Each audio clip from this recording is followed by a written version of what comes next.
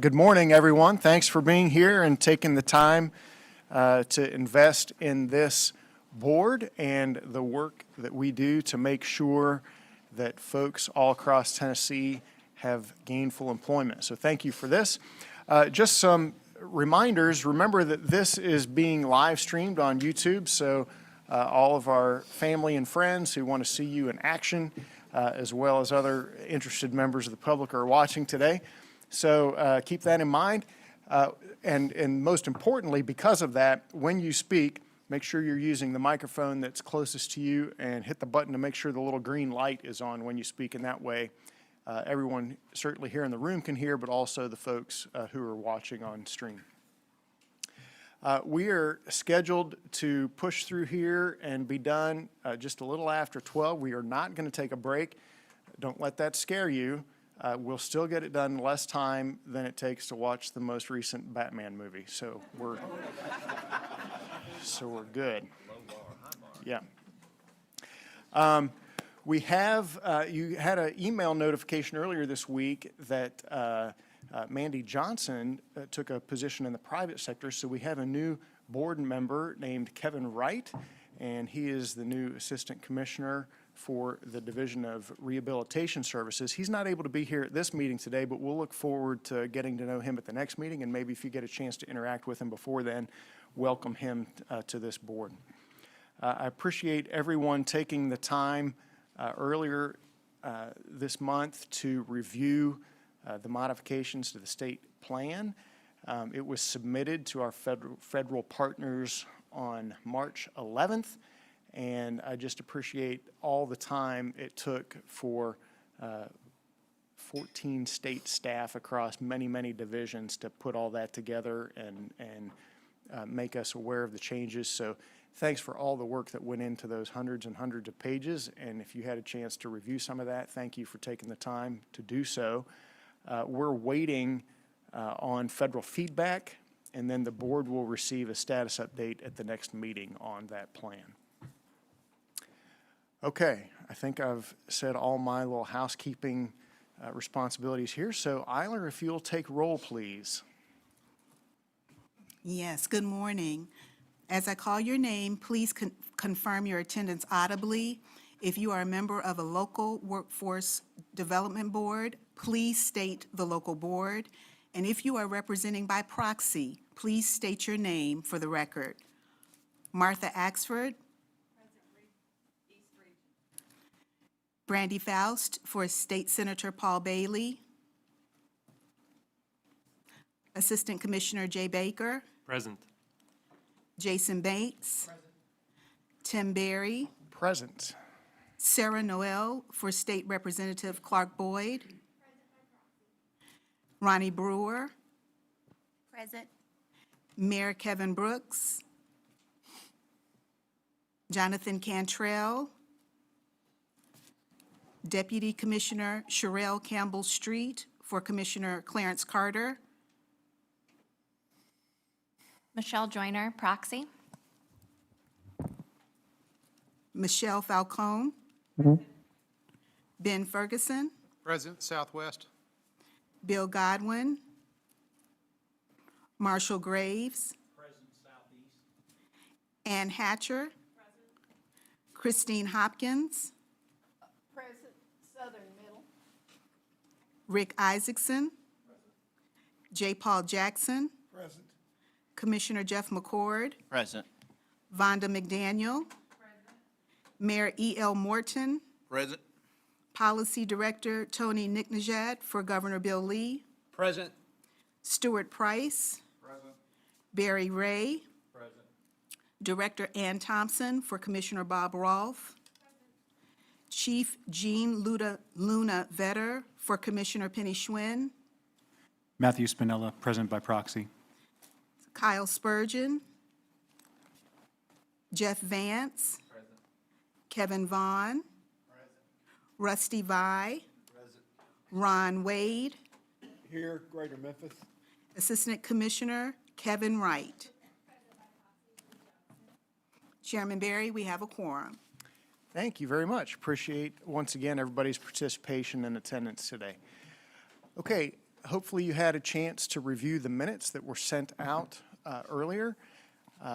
Do I have a motion to approve the minutes as presented? Motion by Vonda, Second. second by Ronnie. Any discussion on the minutes? Hearing none, all in favor of accepting the minutes as presented, say aye. Aye. Any opposed? All right, the minutes are approved as presented. Commissioner McCord, give us your insights and wisdom for the day. That's a tall task. Consider the source, I guess. So we're 2 years out from the beginning of the pandemic. And I think it's important for us to take a look at where we are 2 years out, and then help to frame where we need to go. So, and why we're going where we're going, I think is the more accurate way to say it. So before the pandemic, our unemployment rate in February of 2020 was 3.4%. We're at 3.4% as we speak. Before the pandemic, our labor force was at 3.3 million people, so that's February 2020. In February 2022, our workforce is at 3.3 million people. The number of people who were employed in February 2020 was 3.2 million people. The number of people that are employed in February 2022 is 3.2 million people. So the question is, how come we can't find people? Let me stop there for a minute. The way that Tennessee has come out of the pandemic, those numbers aren't the same across the country. There is a lot of lag happening, and there's a lot of decisions, large and small, that were made in consultation with private sector, public sector, nonprofits that helped us to be where we are. From a workforce side, we should look at those numbers and say, well, we're fully recovered. Well, we know we're not. And the difference between those two, that delta there, is growth. We have the same number of people working, but we can't seem to find people. And so that gives air and gives validity to our strategy of really two things. Before the pandemic, we talked about the skills gap. We still have skills gap, but we also have a people gap. And our focus on both that skills gap and on workforce, labor workforce participation are the two areas that our strategy across the state is focused on. And I think you'll see that in the reports that we give and that sort of thing. But those numbers also provide a little clarity on we're on the right path. I think you'll hear a lot of states and workforce boards continue to talk about the skills gap, but leave this whole labor force participation conversation unsaid, and maybe lament that people don't want to come back to work. Well, they all came back to work, and we still have an issue. So anyway, that's where we're headed, and I think it's good to frame it and understand what the problem is so we can go about solving it. And really, I want to take just a moment before I finish. I'm not sure if I've had any wisdom yet or not, but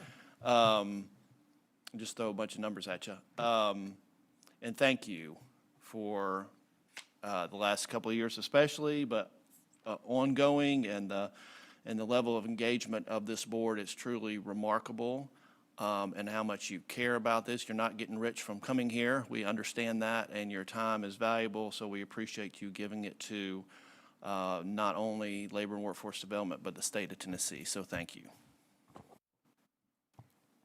Very good. Thank you, Commissioner. Any questions for Commissioner McCord?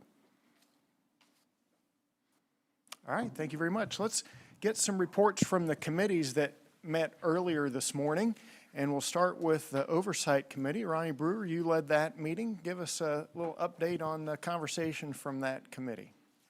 Okay. Thank you, Chairman. Good morning, everybody.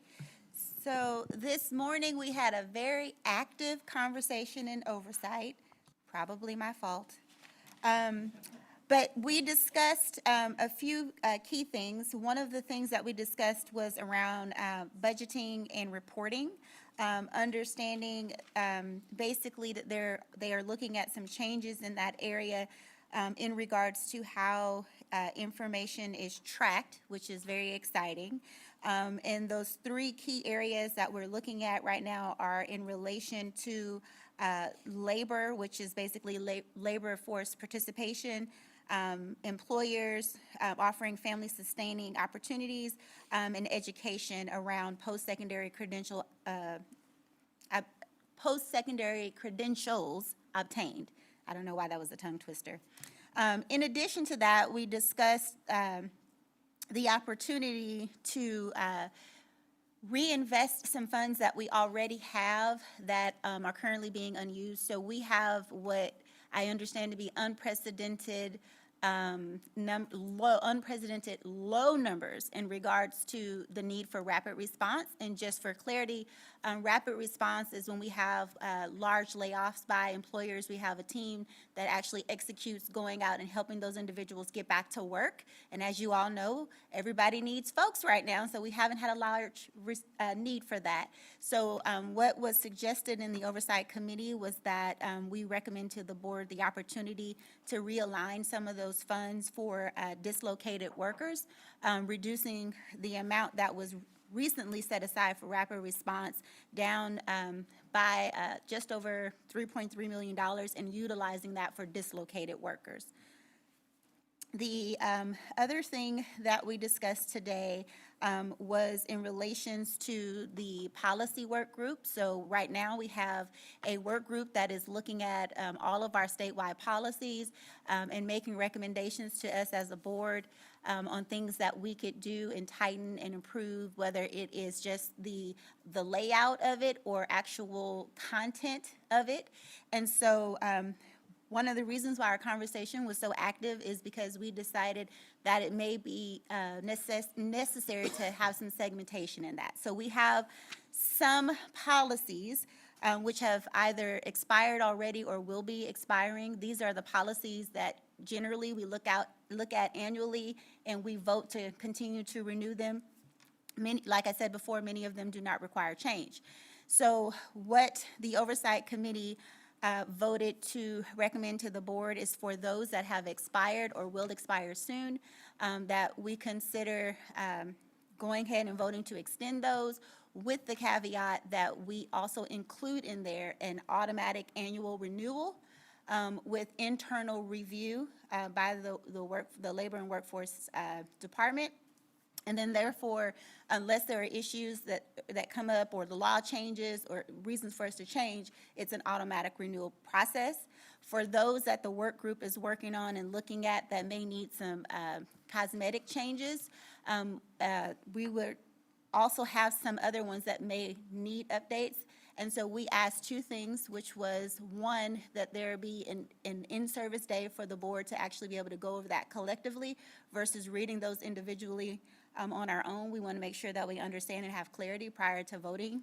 And that the other caveat be that we try to group all that are going to need to be changed into one session versus voting in June and then coming back in August and making it an ongoing thing. There was also a recommendation that we create timelines to make sure that, because there are so many, we may identify and say, okay, we're going to look at this one, and the timeline for this one is this date, then we'll move on to the next and to the next, and so on, just so that we have some definitive guidelines around when we're going to do what.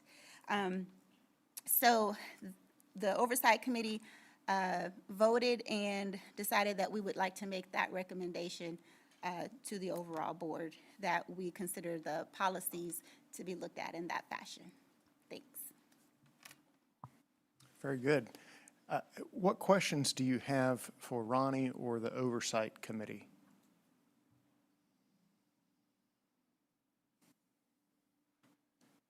Okay, so what would be the next steps then, Ronnie, for taking that recommendation and putting that into place?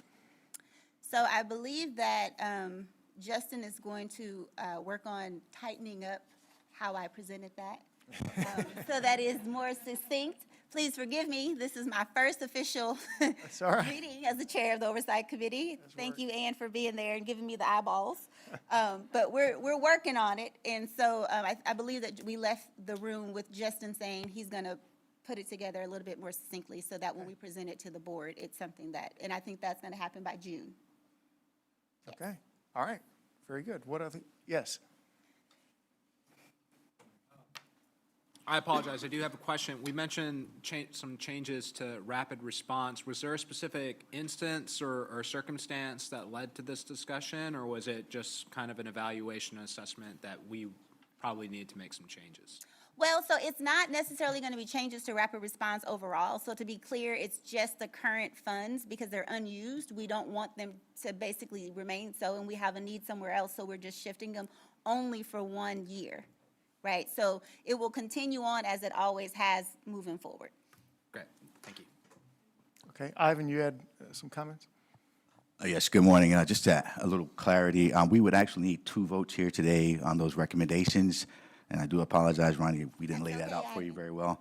The first, on the rapid response, we're asking the board for approval to reduce the rate from 25% under the law to 5%. And what that does is it allows us to put more funding out to the local boards instead of reserving those funds here at the state. This upcoming year, you'll note that in my presentation, the state reserve dollars were reduced significantly. We lost about $4.4 million, and so we're looking through reducing this reserve rate to be able to put more funding out to the local boards in the form of the dislocated worker dollars. So that's the first vote, is to reduce that rate from approved 25% to 5%. Okay, any questions about that recommendation? So just as an aside, that's a really good thing, that we don't need money for rapid response. Just a really, really good thing. So we use the money for things that we do need it for. Is there a motion to, I'll make that motion. okay, I heard Tony say, you want a second, EL? Yeah. Okay, any other discussion or questions about that recommendation as Ivan's presented it? Is there any need for reserve or something? I mean, we don't need it today, but when we need it, we're going to need it. So is there any need for some kind of reserve or We such? have a reserve. Okay, yeah. Yes, so that 5% we did keep back to help with business and other things, but we didn't put the whole thing out. We just kept 5% back, so, to your point. Yes, sir. Any other questions or, yes? Are those funds required to go back to dislocated worker, or for the same reason that rapid response isn't as prevalent right now? Dislocated workers, kind of in the same vein, there's not as many folks getting dislocated as they typically would be. So if they don't get used in the first year, we can then use them, and the funds are good for 3 years, and so we can use them for other statewide activities. So that was my question too, Ivan. This is a year decision.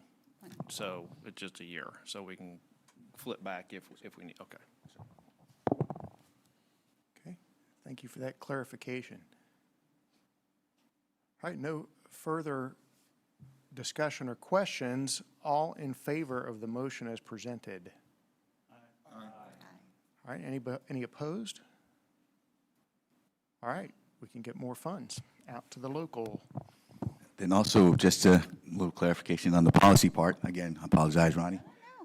We're asking, again, a recommendation from the Oversight Committee to present to the full board, a change in the way we present our policies. It would be twofold. The one is for any existing policies where there wasn't any significant material change in the policy, or the law didn't change, that we have an automatic renewal feature for those policies that would expire. Our policies run on a state fiscal year from July to June. So anything that would expire, we would automatically renew those. Again, no material change, no change in the law. Anything that's new or has significant revisions would then come to the board for full review. There was a proposal to have a interim session before the board meeting with the board or the committees to review the policies, and then that way when they came up for review in the board meetings, you would have information for those new policies or revised policies that have significant change. So again, existing policies, automatic renewal, with the caveat that there would be in that next board meeting, generally the third quarter, a listing of these are the policies that will renew, no material change, things of that nature, so that we could, as a staff, mitigate some of the administrative burden on those existing policies. And then two, for newer policies, revised policies, that we would have an interim session for the board to have some familiarity, excuse me, say that fast, with those policies before voting on those policies in the next board meeting. Okay, does everybody understand the recommendation as presented? Anyone want to make a motion that we approve that? Second. Second, thank you. Any other discussion or questions, clarification needed for that? I'm sorry, Chairman, who was the second? The second was Jason.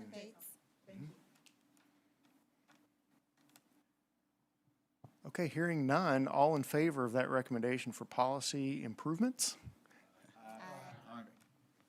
Any opposed?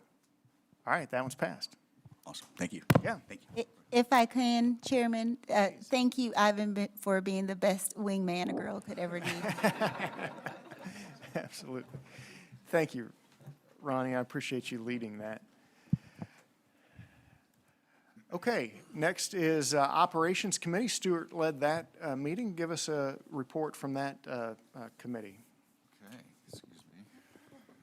I have the unenviable position of following Ronnie, so I need to work on reorganizing that somehow. Great job, Ronnie. Thank you. You go first. Okay.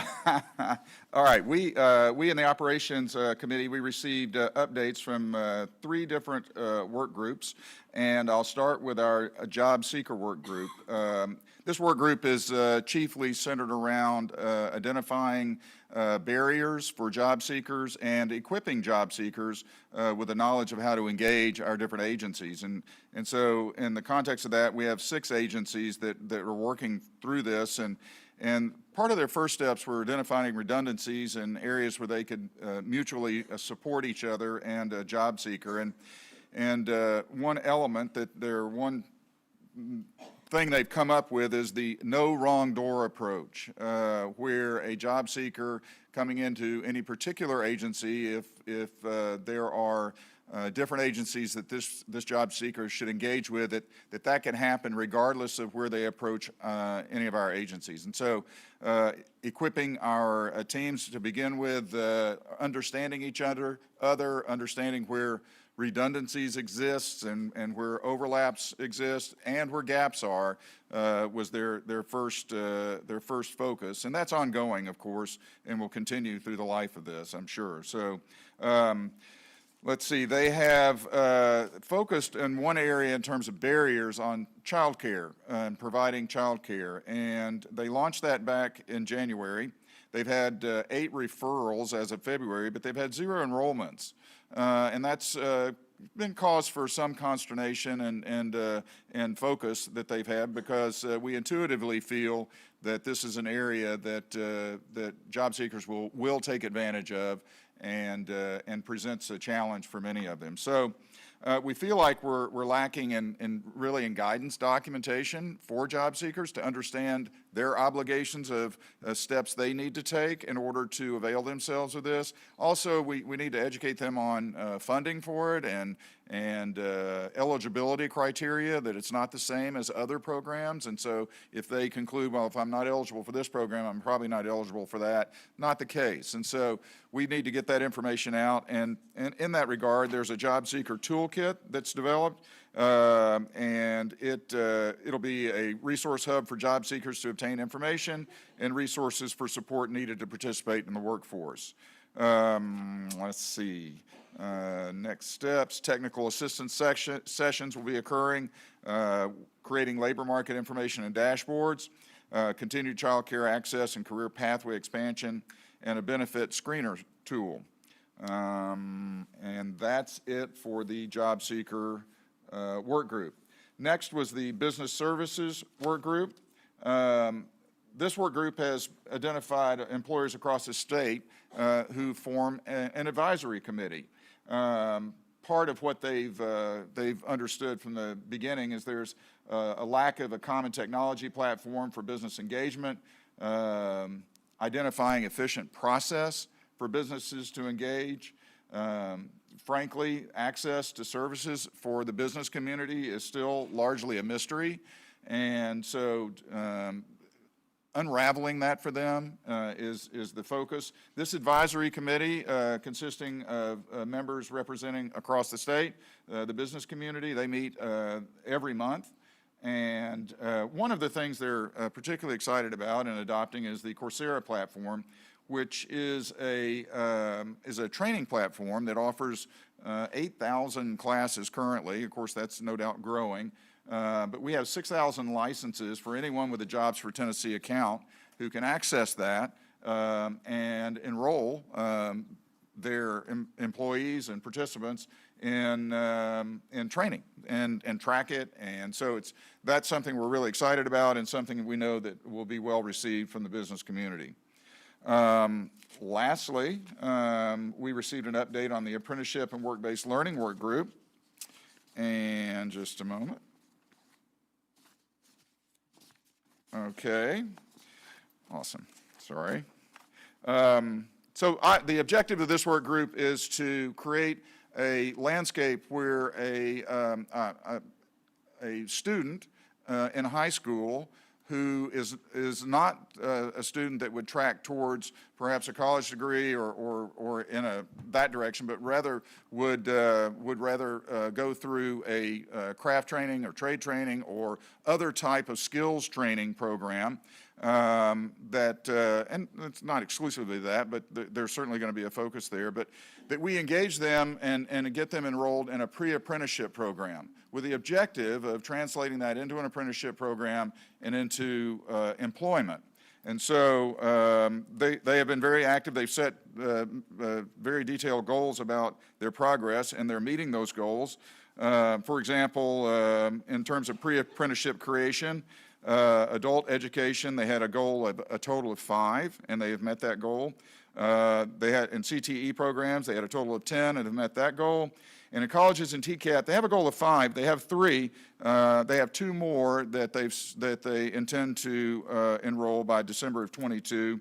And then in corrections, they have a goal of 3, and they have 2 at this point, with the objective of adding another one by December of 22. Again, they provided quite a bit of. One point they noted as we look at engagement, and currently there are 6,957 Tennesseans participating in registered apprenticeship programs, and we have 2,082 completers. And then overall active apprentices, Holly made a point that we see a dip in that in January of 22.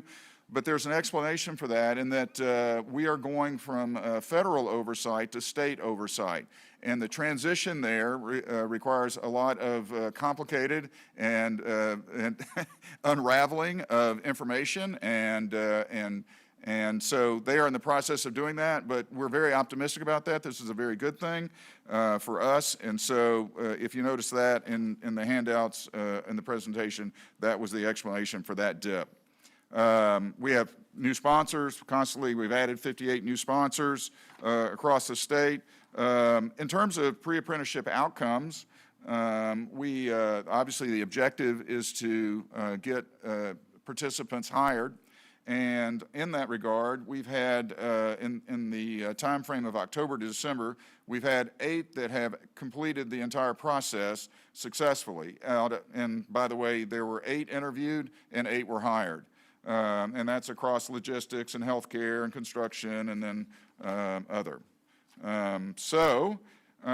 Looking ahead, upcoming milestones, career exploration events for student development of videos by industry, and marketplace to connect opportunities to students. We had a goal of 3 in-person events by December 21. That's completed. And then we added a goal of 3 additional events for spring of 22. 2 of those have already happened.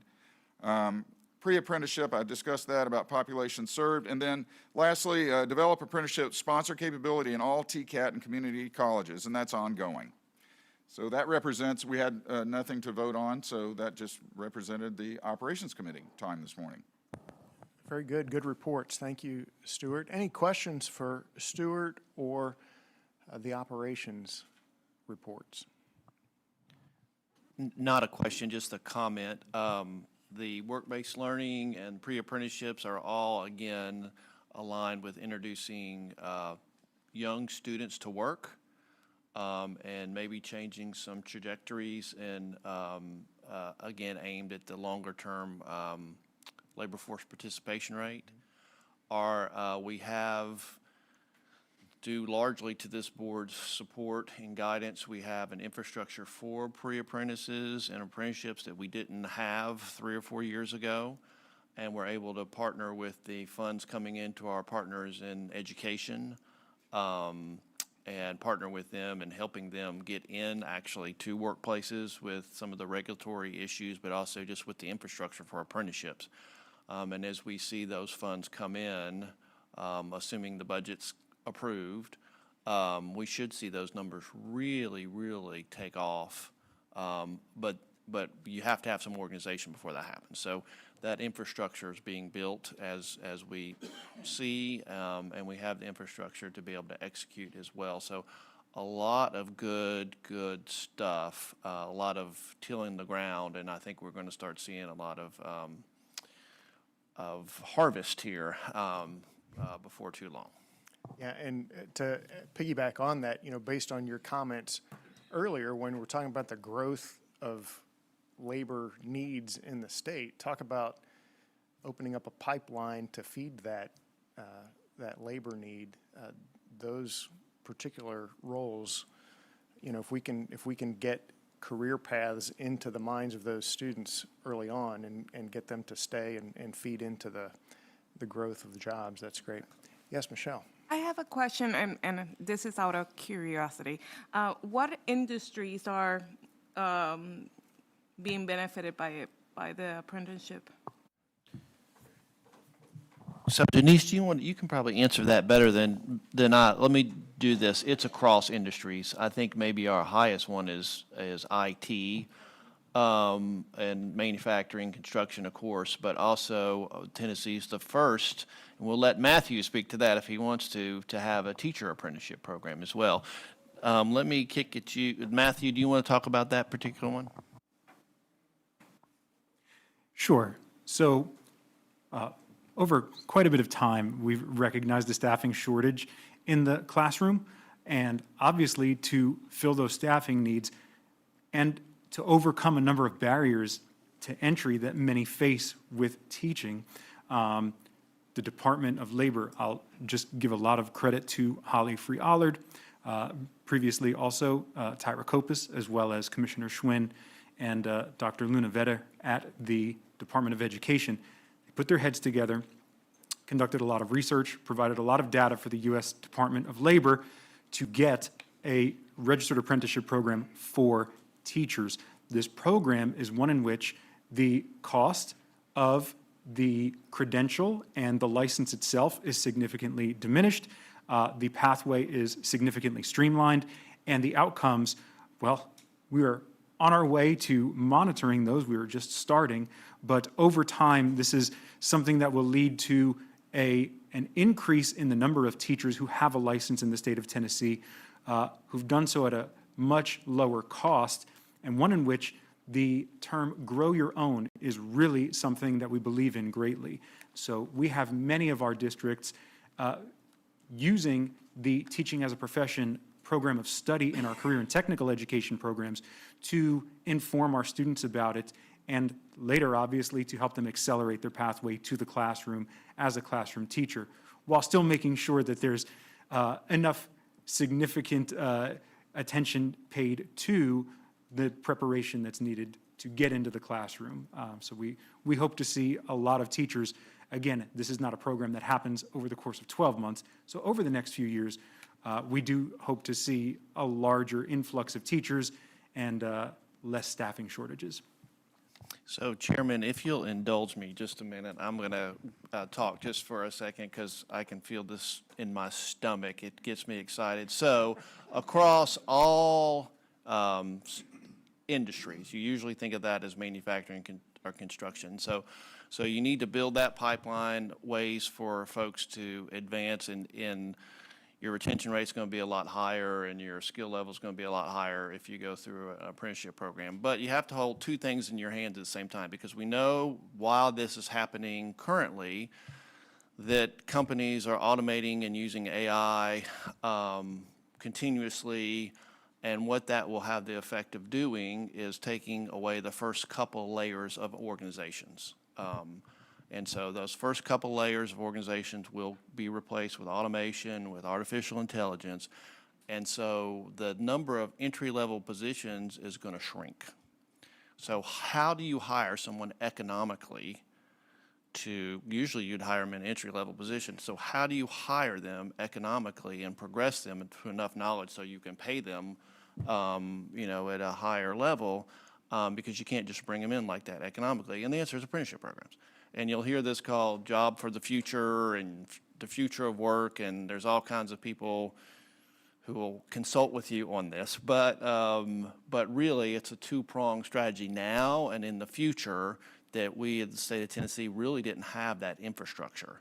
And so we're really focused on now, but with a mind that, part of what's going to happen in the private sector is you can't find people, you can't find labor, you invest in capital, and that capital is going to be the reason you have to check out in the grocery store and there's nobody there.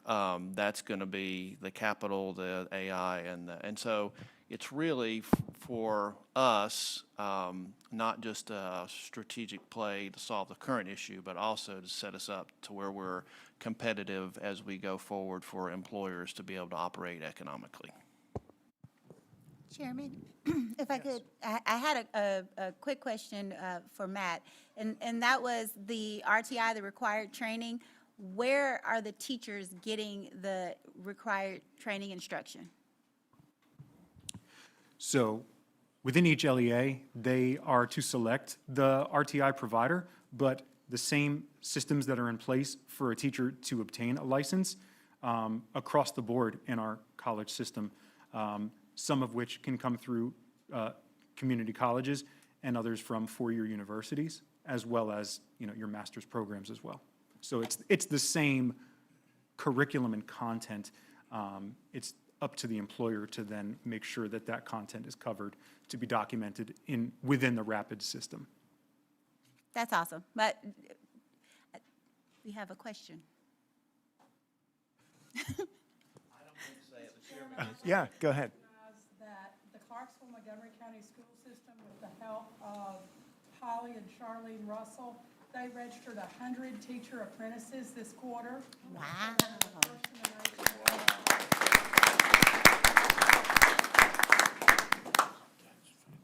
Very good.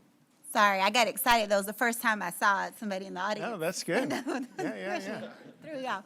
And then the other thing that I was just wanting to say is that I am ridiculously excited about the way that we're going with apprenticeship, because since 2013, I've been screaming apprenticeship at the top of my lungs. And so when I saw us stand up this apprenticeship office, I just, had to, because it's like, we're going in the right direction. A lot of times people are afraid to do things because they're not sure that they have the capability, but this kind of gives them the opportunity to not only be in a protected position to be able to feel comfortable to learn and know that they didn't walk in the door knowing all the answers, but also for them to earn at the same time. And so I went to traditional college. I have a daughter that's a graduate and now actually in grad school because she's teaching. And I was like, darn, she missed the apprenticeship. But the other piece of that is that there are so many people in Tennessee who cannot afford just to go to school. They really need to earn a wage, a livable wage while they're doing that. And so apprenticeship really just opens up that door. And I love that you guys are outside of just thinking about the norms of how people use apprenticeship in the past. So that's it. Thank you. I appreciate that. Yes, Rick. Love the apprenticeship program. It's very exciting. How do employers engage to become a part of it? Because you're right about AI where it's possible, but there's a lot of industries where it's not possible, and we must find this labor right across the entire country, not just Tennessee. But for Tennessee, how do we connect to this program? We have a deal for you. So Holly, stand up. So Holly's our statewide, and talk about your infrastructure, Holly, and what you do. You got to come up to the table there.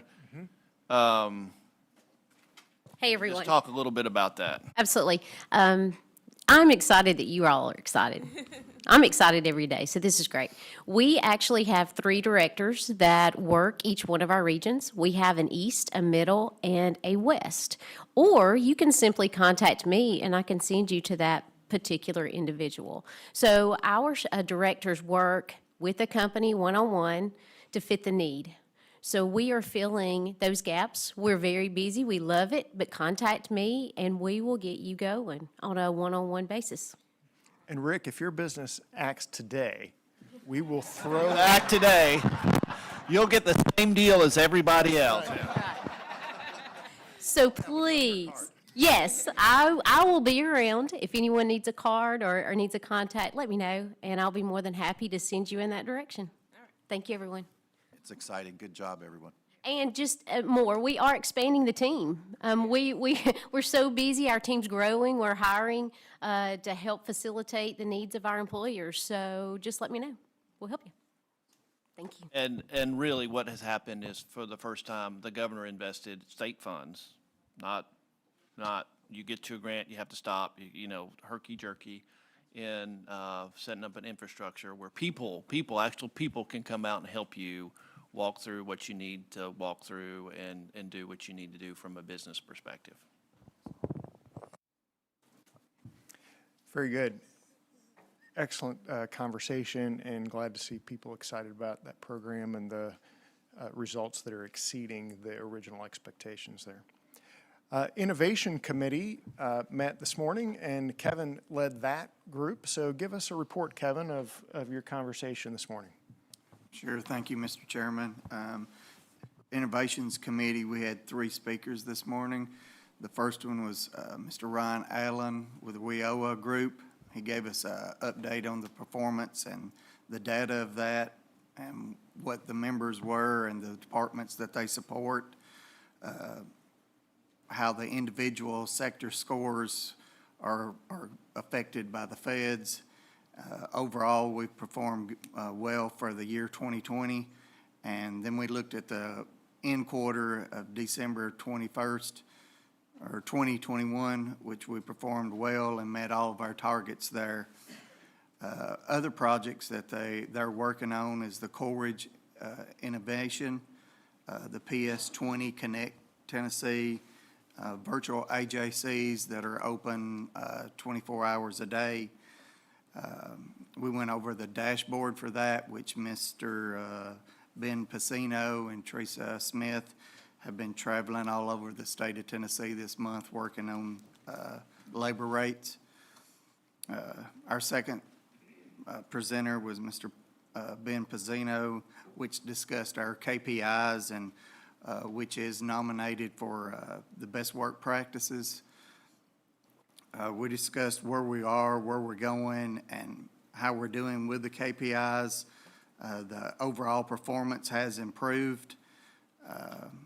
Our last speaker was Ms. Teresa Smith, and she gave us a quick look of the LFPR map, which brought on a lot of good conversation. And the Innovations Committee doesn't have anything to vote on this time. Very good. Any questions for Kevin or the Innovations Committee? Thank you. It sounds like it was a good conversation. All right. Deputy Commissioner Thomas has been meeting with her peers across the nation, and she's going to take some time to share about her recent interaction with them and what's going on nationally. Thank you, Chairman Barry, and to the members of our state board. Thank you for your leadership. We really appreciate it. It feels good to go to DC and talk about some of the innovations that this board has led, so I really appreciate that. And to my commissioner who just left the room, thank you to him and to Tony and the administration for having the trust to let me go get him sometime, because that's what it's like in DC to you got to go fight a little bit. So I'll be brief. I just want to talk a little bit about our national workforce update and some things that we are starting to face. It was about 9 months or so ago when I presented to this body regarding WIO reauthorization, and I'll talk a little bit about where we are. I wish I had better news. We had started to get some energy several months ago that this was a potential push toward reauthorization. That energy has since slowed. We've not seen a lot. If you recall, we were asked to testify before the Senate and do some other things to try to talk about Tennessee's position and sort of wish list. The draft for the House was due out today. We were informed that that draft is delayed. We don't know when to expect that. Senate help will not be convening and talking about WIO reauthorization, at least in the foreseeable weeks to come. So there's not a lot of energy there to kind of get it pushed and moving, which is somewhat disappointing for us, and I'll talk a little bit about why. ARPA and situational funding around WIO reauthorization, I think has kind of helped like people like, well, there's ARPA money, so it's not a real push to reauthorize. But I really want the board to understand this premise. Situational funding, I call it episodic funding, does not take the place of long-term work-term investments, right? So when there's a crisis and you push out all this ARPA money and all these millions and billions, that does not take the place of sustainable funds that we can use to build and grow a workforce system, particularly unique to the needs of our state. There's still concerns primarily around funding and flexibility. So even with ARPA, there's some things we can do in the short term, but when it's time to transition those programs over to workforce so that we can own them, it doesn't quite line up with the current rules in WIOA. Some of the continuing challenges and things that will certainly be on our list of priorities as we move forward is antiquated funding formulas. We continue to see funding formulas that do not reflect what our needs are. It is particularly harmful to southern states, in my opinion, where we've seen a recent economic development boom, but it doesn't account for some of the factors that we would like to see. So we're going to continue to push that the funding formulas are modernized, both for workforce programs and for unemployment insurance. We are looking at projected decreases in workforce funding. I've heard from other peers in the South that this could be as much as 10% or less. That is significant when we know the investments that we need to make, particularly for priority populations where the spend is going to be higher. We need every dollar that we can manage. We continue to see rules that really impact our ability to be flexible. The biggest outcry we hear from businesses is that we're not nimble enough to address the need, right? Like there are things that we can do, but we can't quite get to the finish line because we have rules that really suppress our ability to be agile. So we're going to be asking for additional flexibility and consideration in some of the rules, and that could look like removing caps from incumbent worker, for example. There's just different things that we'll be talking about more, not just with the state board, but also our stakeholders across the state about ways that we can sort of come together with a list of things that we can do. Also repurposing data and metrics. Whereas it's important, and I'm proud to say that Tennessee meets the federal performance metrics, if I were to take any of you that's a business leader and talk about our measures, you would nod and smile, but they don't translate to what your world of work. When we talk about second and fourth quarter after exit, that means very little to an employer. So we're trying to really sit down at the table and talk about, yes, we can have these federal metrics, but there are additional things we should be measuring that shows value of the workforce system more than just some of the things that we're asked to spend a tremendous amount of time gathering and reporting on right now. And lastly, this need to diversify from just a place-based model. The whole notion of if you build it, they will come is only partially true. We know Tennessee being a majority rural state, there will always be an opportunity for place-based services, and we're not suggesting that that goes away. But for those individuals that can do self-assisted services, they can connect to our system on their own, fine. We need to have a space for them to do that, and we need to be able to focus more of the staff assistance on those who need more touch. And so we have to be able to diversify our system delivery. However, our funding does not necessarily support that innovation. So again, circling back to flexibility. And then last slide, okay, so we know all this, now what do we do? Our call to action is going to be really asking the State Workforce Board to continue to work with us on a list of policy recommendations that we can really put in a position paper and share with U.S. Department of Labor and all the federal partners to better understand what our needs are. We would do this in conjunction with our local boards, businesses, and others that have a stake in where we go.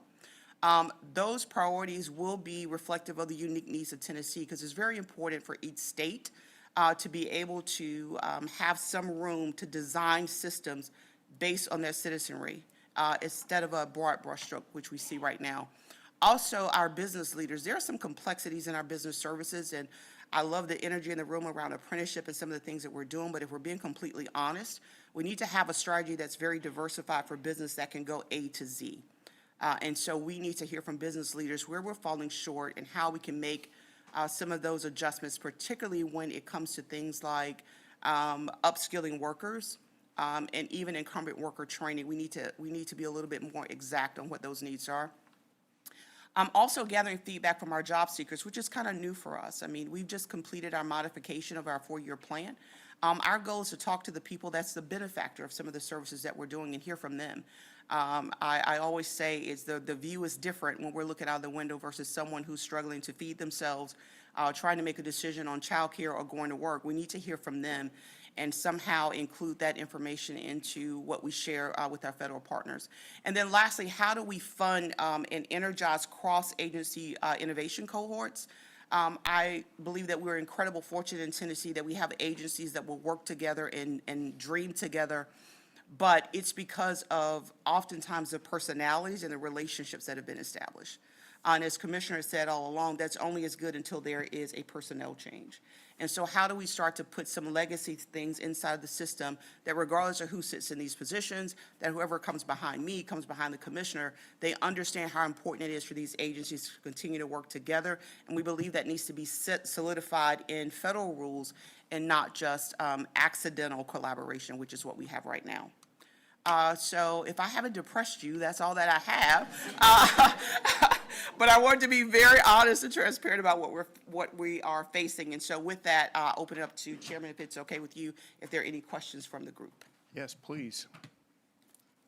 Yes. The most obvious question is, why the delays at the federal level? What is the causation of that? So I will say that some of this onus is on states. I often tell my peers is I think we spend a lot of time complaining and we don't really formalize why the need to speed up is important to us. Often our asks are shrouded in funding. So they were like, okay, so we gave you all this ARPA money, now what? We got time to wait, and that can buy us some time. And that's only partially true. So now we're looking to sort of back up and say to the group, and we had congressional staffers there, by the way, and they took copious notes. We gave them a lot to write down. Is that the reason why it's so important? If you don't give us the flexibility with the money doesn't get spent. And we're starting to see that right now. And so obviously with the war in Ukraine, everyone's a bit distracted right now with what's going on. So we heard that is also a reason to slow down. We anticipate, or we hope at least, in August, we hear that some of those conversations may ramp back up. But that's what we got from the staffers that were available to us to speak to the WEO reauthorization. What other questions do you have for Deputy Commissioner? Just a question. What can we as a board do to support the organization in helping to move this along? Are there some things that we can do to support this initiative? Thank you so much for asking that, Jason. So what we would like to do is really spend some time with the board, and I know Eiler and Chairman Berry will be working together more on this, is really to have sort of a planning session with the board where we can really sort of slow down a bit and talk about some of the ramifications of some of the decisions that have been made in the past and how we can put together a list from this board through the governor's office of key priorities that we would like to see as a state. It's not unusual. We've seen a couple of other states put together kind of some formal positions on what they would like to see. It has a lot more prowess, I can tell you, coming from the state board than just us practitioners that are kind of mired in the minutia. And so to me, that would be a good step to kind of get the board together, talk about some of the facts that we're seeing and facts that we need to now become new facts. And then also bring back information that we gain from our stakeholders, from other business leaders, from job seekers, from local boards, and bring that back into consideration so that we can have one succinct Tennessee blueprint on where we want to move forward. So that would be my recommendation.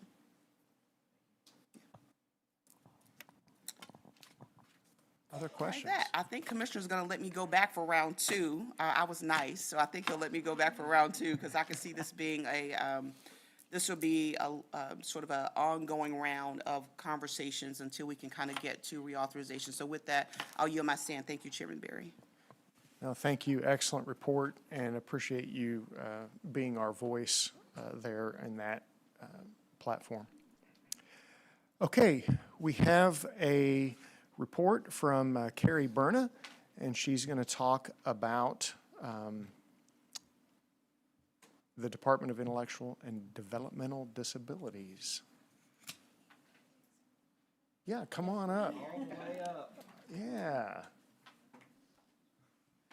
Thank you, Carrie.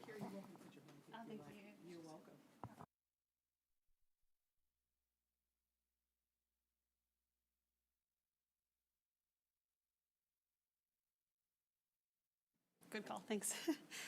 So good morning, and thank you very much for the opportunity to speak with you all about the Department of Intellectual and Developmental Disabilities new program that we're calling Pathways to Independence. Since we love our acronyms, we're also calling it MAPS. Next slide, please. Okay, so MAPS stands for Medicaid Alternative Pathways to Independence, and this is a new program that we've designed to truly empower and enable people to live the independent life of their choice. And so what we will be doing is providing a pathway to community membership and participation, and hopefully allow folks to reap those rewards of independent achievement. Next slide, please. MAPS has funding to serve, oh, thanks. I had no idea. So MAPS has funding to serve up to 1,250 people with intellectual and developmental disabilities. And we're really focusing on people who want to grow and build those independent living skills. And so someone who would be appropriate for MAPS if they're also looking to develop that as well. So we're looking for people who want to network in their community, grow their community membership. We're looking for people who want to learn how to travel independently, people who want to get a job and grow professionally. And of course, we want to utilize enabling technology to support everyone's independence goals as well. So you have to be open to using that technology too. Enrollment will be targeting high school students during the last 3 years leading up to graduation. And so we understand people have different graduation plans. Some folks graduate 18 or maybe 22. And so we might be engaging young adults as young as 15, or maybe they'll be 18, 19 when we engage them in this program. But we really want to catch them as they're exiting the school system so they have a pathway to the adult life. We'll also be, of course, targeting people waiting for traditional Medicaid waiver services, and also people who may have recently exited the school system. Maybe they're at home, maybe they haven't engaged in community life or in work yet, and we want to grab those folks as well.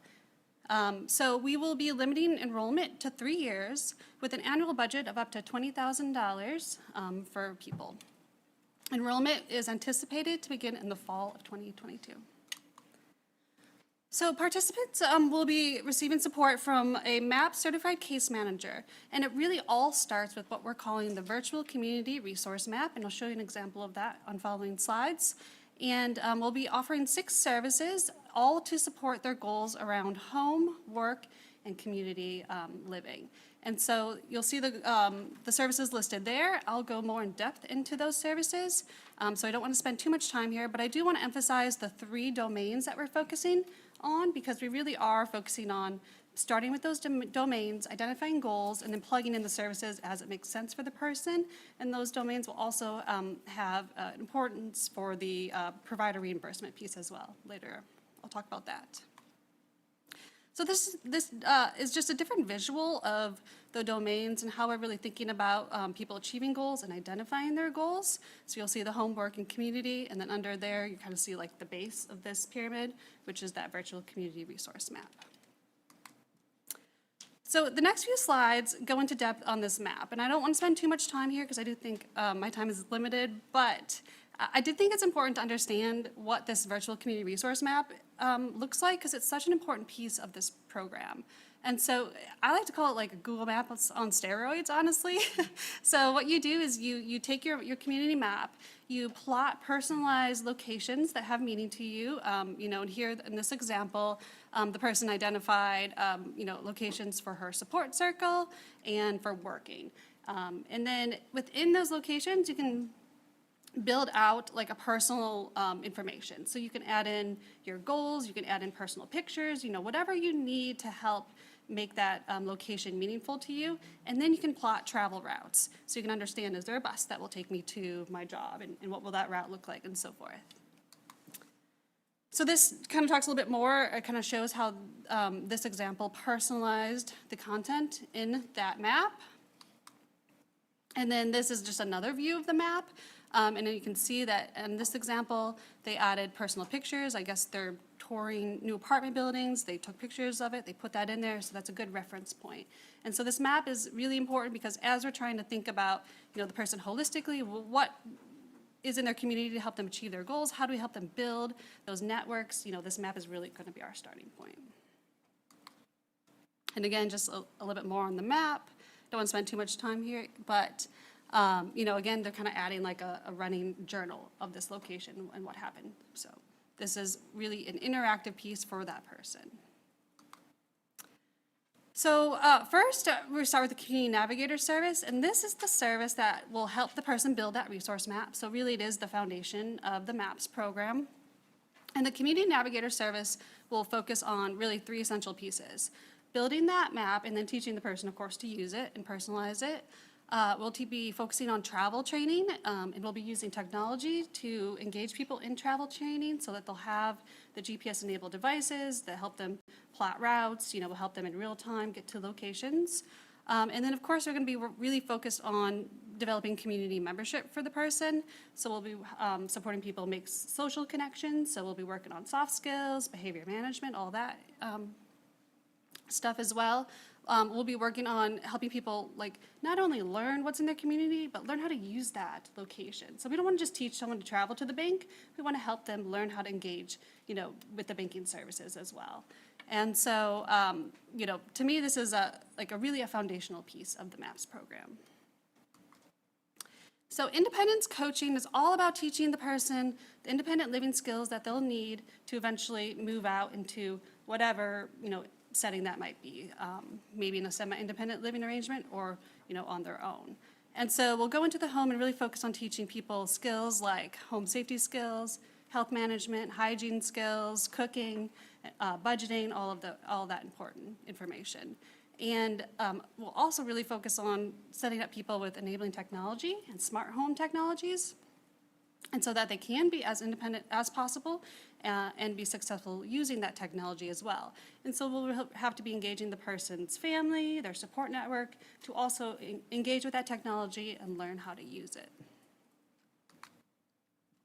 So employment innovation, this is a huge piece, right? You need money to be able to live independently and do what you want to do. And so we really are going to focus on getting people to work and succeeding in their chosen career path. So first we'll start with the pre-employment innovation services, and I think the innovation word is really important there. We want to focus on supporting people to use technology, to learn about work, learn about their interests, understand what they're good at. And so we just piloted we're concluding a year-long pilot where we used 4 different software applications to teach people about work, and we had some really great success. We had 2 people find a job just using the technology, which was really cool. And we're also doing some other really neat things. We're building virtual reality training environments. We're using 360 camera technology to teach people about work, with different hotspots to teach them about the skills and stuff. So we've got some really innovative ways to help people learn about work and hopefully find that job. Obviously, we'll have job coaching services and emphasize fading of that, paid support staff standing with you on the job site. Of course, technology will be a big part of that fading success. Self-employment startup services. So that's really important as well. We know self-employment has a huge piece for a lot of folks, especially folks who might be more out in more rural communities. So we'll support people to build that self-employment plan, build those business connections, and of course, identify and secure funding. So I have here time-limited support to volunteer or participate in unpaid work experiences. We know, the age of the people who will be participating in MAPS, they may have never had a job. This may be a first experience for them, and we know there's a huge value in those internships and in that volunteering, building those skills, building those connections. But we really want people to move on from there. We want people to continue to grow into full-time employment. So that's why we have that time-limited piece there. Benefits counseling, really important as well, and of course, career advancement. We want people not just to get jobs, but to, seek those promotions and to continue to grow. Peer mentoring. So, when we're thinking about what do young adults need to be successful, and they're, the first time out from home potentially, and that's really, they need friends. They need that social connection. And so peer mentoring service will be connecting people to other folks who share interests and hobbies. And, there'll also be folks with intellectual and developmental disabilities, so they'll have that shared living experience. And the idea is to create a reciprocal relationship where folks can really learn from each other and grow that network. We're going to be working in direct partnership with the Tennessee Believes program to build a network pool of peer mentors through the inclusive higher education programs as well. So enabling technology, this is a huge component for the whole service, all the services for the MAPS program. This, definition is kind of just pulled right from our waiver services. We're going to be supporting people to use technology, whether it's in home, while traveling, in the community, at work. And the whole intent is to provide a way for people to get that real-time support if needed, but not necessarily always have a 24-hour staff member with them as well.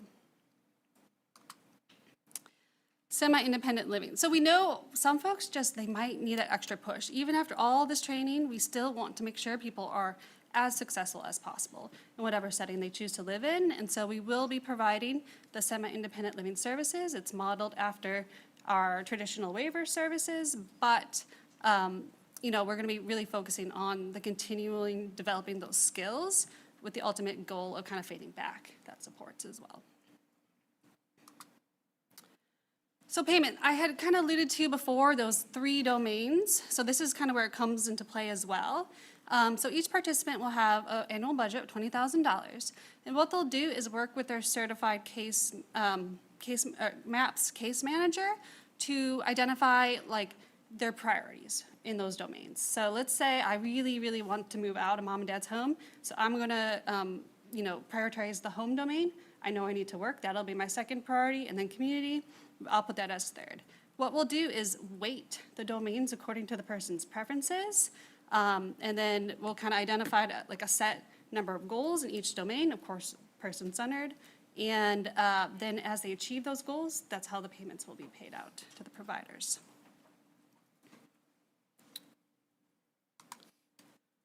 So our provider partners, we're pushing the envelope here with these services. These are not traditional Medicaid services, so we're not looking for just traditional providers. We want providers who are innovative thinkers, who are willing to step outside the box and kind of really push the boundaries with us. And so as we were looking at credentialing, we kind of looked at our best practices.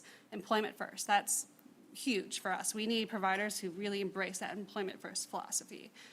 We want providers who are versed in enabling technology, who are willing to use it. We have some clear front runners with our enabling technology pilot, and so we want to be targeting those providers too. Technology first accreditation, what that is through this company called Shift, we've developed this training program where you can get accredited in technology first. And so we want to be targeting the folks who have that accreditation or who are willing to participate in it. Obviously, person-centered thinking, that's huge. We want providers to have that training as well. And then, of course, the CQL accreditation is important too. So that's what I have about MAPS. Happy to answer questions. And there's some resources here as well. Anything? Carrie, I do have a question. So whether it's work-based learning or reentry or military transition, employers don't know what they don't know. Mm-hmm. It's almost like looking at your customer's customer to figure out. So talk to us a little bit about outreach to employers. Is there any of that going on so that on that demand side, that is there a focus there as well? Well, right, and that's a huge. We will, we're doing that on several levels already at DIDD, and so, I'd imagine that would just, we'd incorporate the MAPS conversation in our current outreach efforts. My staff, I have staff across the state, they just got trained in the windmills training, which is all focused on employer education and why they should open their doors to hiring people with disabilities, essentially. We're gonna be partnering with some VR staff who are also trained to be going out and doing some really targeted outreach to employers, so that those efforts will be ramping up. But in regards to MAPS, I mean, it's like, it's a slow roll, right? You just gotta go knock on those doors and explain why you have to hire these folks. But the whole intent is through the MAPS program, people are really gonna be set up for success on the front end to then go in, you know, and kind of show employers why they should not only hire them, but also 3 of their other friends, right? Yeah. Good question. Great proactive thinking, great program. One thing that would really help from the employer side is, and we're working with like Best Buddies and other groups, we really need to understand their skills and abilities. Absolutely. Right? What are their competencies, so we can understand where to place that employee where they will be happy and do a good job, and it's a win-win for everybody. Yes. Anything you could build in that identifies the competencies of the individual, what can they do well, that is so helpful to employers, because otherwise it's a discovery. Yeah. It takes a long time, and you know employers, it's difficult to have time to do that. So that would be a very beneficial addition. I'm really glad you brought that up, because we do so much, we're doing all this work on the front end, and the technology piece is really cool because we are able to generate these, you know, reports. It's like personality assessments, but tailored for jobs, essentially, that will tell you exactly what that person's good at, what their interests are, where their skills are, and then you have a really good understanding of what support they might need on the job site to be successful. And so, you know, I really am hoping to further develop those reciprocal relationships with the employers and with the job coaches through this MAPS program and through using that technology as well. But that's a good point. Thank you. When I meet with Holly, I'll meet with you. That's good. Perfect. Thanks. Yeah. I'm assuming my email address will go out in the meeting minutes, or? Yes. Okay, perfect. Yeah. We can do that. What other? Your volunteer emphasis will help give employers confidence and understand what those capabilities are. Yes. Just one question on, we're programming for 1,250 across the state. Correct. What was the driver to arrive at that number? You know, good question. The funding, how the funding worked out. Yeah. So this is, you know, ARPA state funding, and that's just kind of how. Just similar, what's the size of the population, though? If you could target everyone, how big is this population? Oh, gosh. Good question. So across the state of Tennessee, how many people identify with disabilities? I honestly don't have that number off the top of my head. I can tell you DIDD serves around 7,000 folks currently. Through the UCF Choices program, we're serving, anyone from 10 Care here, keep me honest, around like 3,500, 4,000 potentially now. So there's a good number already receiving traditional services, but we know there's so many people who are just waiting for services or haven't engaged already in the system, so we're hoping to catch those people too. We need these workers in our economy. That's awesome. Now more than ever. Yeah, we've got the workers and we've got the support to make sure they're successful. Yeah. Carrie, I think this is just a great idea. I was curious because I noticed that it said that the annual budget was $20,000 per person. However, it said that the case management portion was separate from that. Yes. Do you have any idea of like what that additional tag looks like for case management for a person? You know, I have not been working that contract, so I have not seen that line item, but something I'm sure we could eventually release and show. Yeah, I do know the contract is still in the works. There's a lot happening every day. And I only ask that question because I think that a lot of times we're focused on the other piece of it, but a lot of times, you know, our barriers are in the case management side. We're not realizing how much support a person actually needs to get where they're going. Right. And when we struggle to figure out where do we get the money to do that, it gets a little sticky. We can pay for this, but we can't pay for that. But sometimes the things that they need are so simple, like they can't figure out how do they get an actual copy of their Social Security card, or how do they get an actual official copy of their birth certificate. And it's like, well, that's kind of not in our window. Right. But it's at that case management space that things like that are needed. Yeah, and that's a really good perspective, and I appreciate that feedback. Definitely more to share with that as the contract gets finalized. I can say that there's going to be an extensive training for this program because it's so unique. And so what we're calling them is certified, MAPS case managers. So we really are kind of pushing the envelope with our expectations for these case managers. Good point. Any other questions? Excellent presentation, good questions. Any other comments? Carrie, thank you so much. Appreciate Good stuff.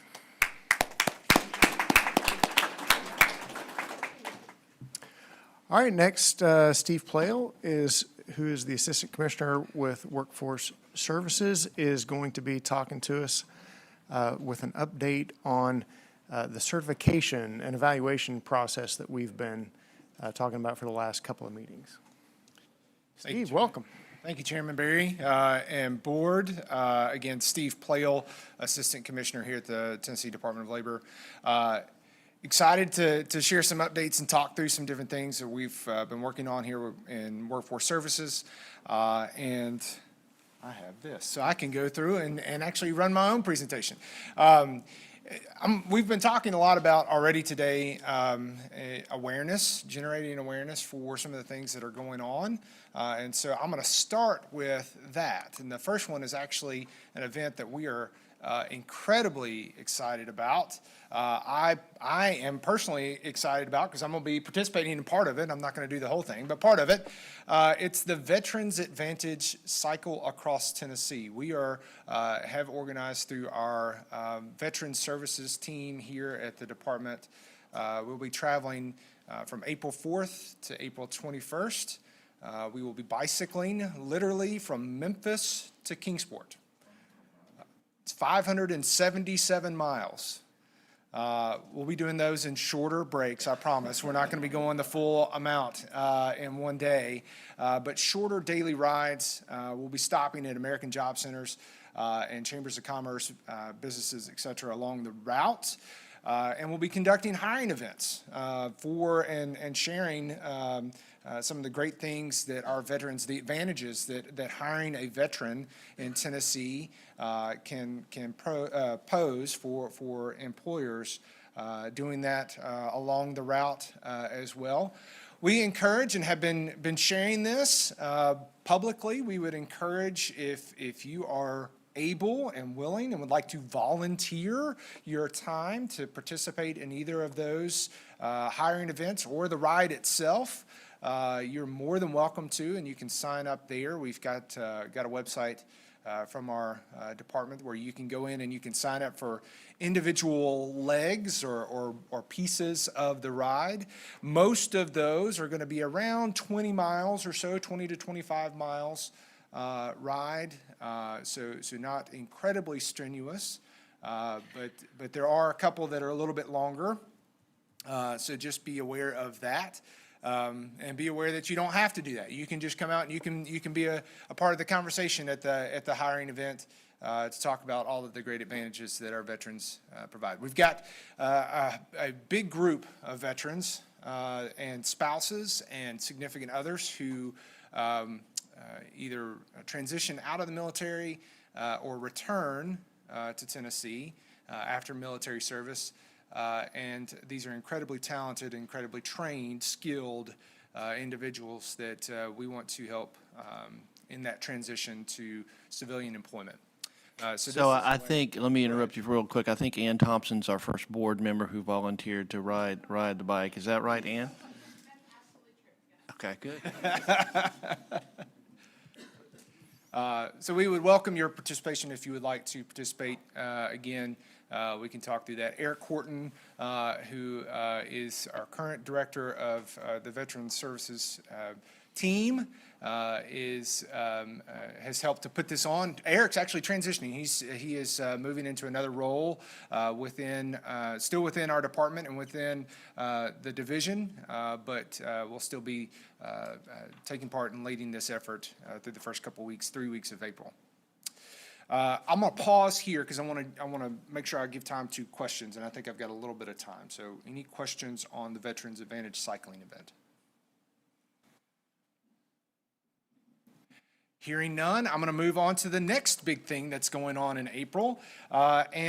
We presented to the board actually last year the Office of Reentry and the significant work that is being done in this space. Specifically, Dr. William Arnold and Sophia Young both presented on the work of the Office of Reentry. We have grown. That office is now grown in capacity. We've brought on some additional staff, and we are ready to kind of hit the road, if you will, and promote this population who is transitioning back or re-entering society after incarceration. The justice-involved community is another incredible resource that we need to tap into to help improve labor force participation rate. And so we're excited about that, and excited that April is nationally designated as Second Chance Month. And we are going to be participating in that in a few different ways. One, we have 3 events that are scheduled in Tennessee in April. April 1st, we will be in Nashville here, Hadley Park. At the Hadley Park Community Center, we'll be doing an event from 9 a.m. to 2 p.m. Central Time, promoting reentry services and the different services that we can provide to those who are transitioning back into society. April 8th, we'll be in Shelby County at the Shelby County Office of Reentry in Memphis, again, 9 to 2 p.m. Central Time. And then on April 22nd, we'll be at the American Job Center in Knoxville. That's on Middlebrook Pike, 9 a.m. to 2 p.m. Eastern Time, since we'll be in the eastern part of the state. Again, those community-based events, really excited about just generating awareness, bringing awareness to serving this population. I had a great conversation with J. Paul Jackson earlier about this population is really not served. And so increasing services and the infrastructure that has been developed because of this, the support of this board and Governor Lee, we're able to continue down this path and excited about that. And then the last thing here that I'll mention on Second Chance Month, we are hosting for staff, internal and local board staff, we are hosting a training summit here, actually in this room, in the Pearl Center, at the end of the month in April to, again, try and increase awareness and improve the training of those individuals who are working in the field, boots on the ground, who are helping assist those justice-involved individuals who are transitioning. If you want to participate in these events, you can also register, and I've got the link there. If you just go to our website /events, you can find those events and you can participate in those. I'm going to pause here again, see if you have any questions, thoughts, comments. Steve, for the training that you're doing, are board members able to attend that training? I think we would welcome if there are board members who would like to participate. We would definitely not exclude you. So if you would like to participate, we would welcome that. This is more, it isn't just an understanding, it is intended for staff, for our staff and for local board staff. The reason I ask is because in having conversations with employers and trying to encourage them to open their minds to second chance, sometimes there are things that are being offered by the state, but we don't really understand how to articulate that to the employer to encourage them to do it. Yeah. So I was hoping that that would be part of the training and why I felt it would be beneficial. Yeah, absolutely. We can definitely do that. We can have that conversation. Sure. Other updates that I want to share for the board. I know Chairman Berry, you mentioned the state plan modifications and the that process to go through all of that. We also have regional and local plans that need to be modified. And that process we have started here. This board charged the department staff to conduct this process and going through with regional and local plans. It's required by WIOA, it's required by the legislation and those policies that this board has established. And it's really necessary. Those plans, what we have been trying to communicate with our local boards and those regional planning councils, is that these are necessary to really meet the goals of the state board, ensuring efficient delivery of services, supporting our Tennesseans with the greatest number of barriers to entering the workforce, creating a trained workforce to meet our current industry needs and future industry needs, and then measuring our effectiveness and really just trying to engage or have an effective engagement with all of our participants across the system. That is the reason behind having a regional plan and a local plan. All 9 of our local workforce development boards, I'll talk about this here in just a moment, will submit a local plan, and we have 3 regional plans that I'll talk about as well. Really trying to establish clear and aligned strategies at the local level which can support our businesses as we are trying to develop a highly skilled workforce. That's the purpose behind regional and local plans. What that looks like and what we have been working on, if you'll remember back to 2020 when the 4-year state plan was first drafted and submitted, we asked for a regional and local plan in 2020 and mirror the process that we have to do as a state federally.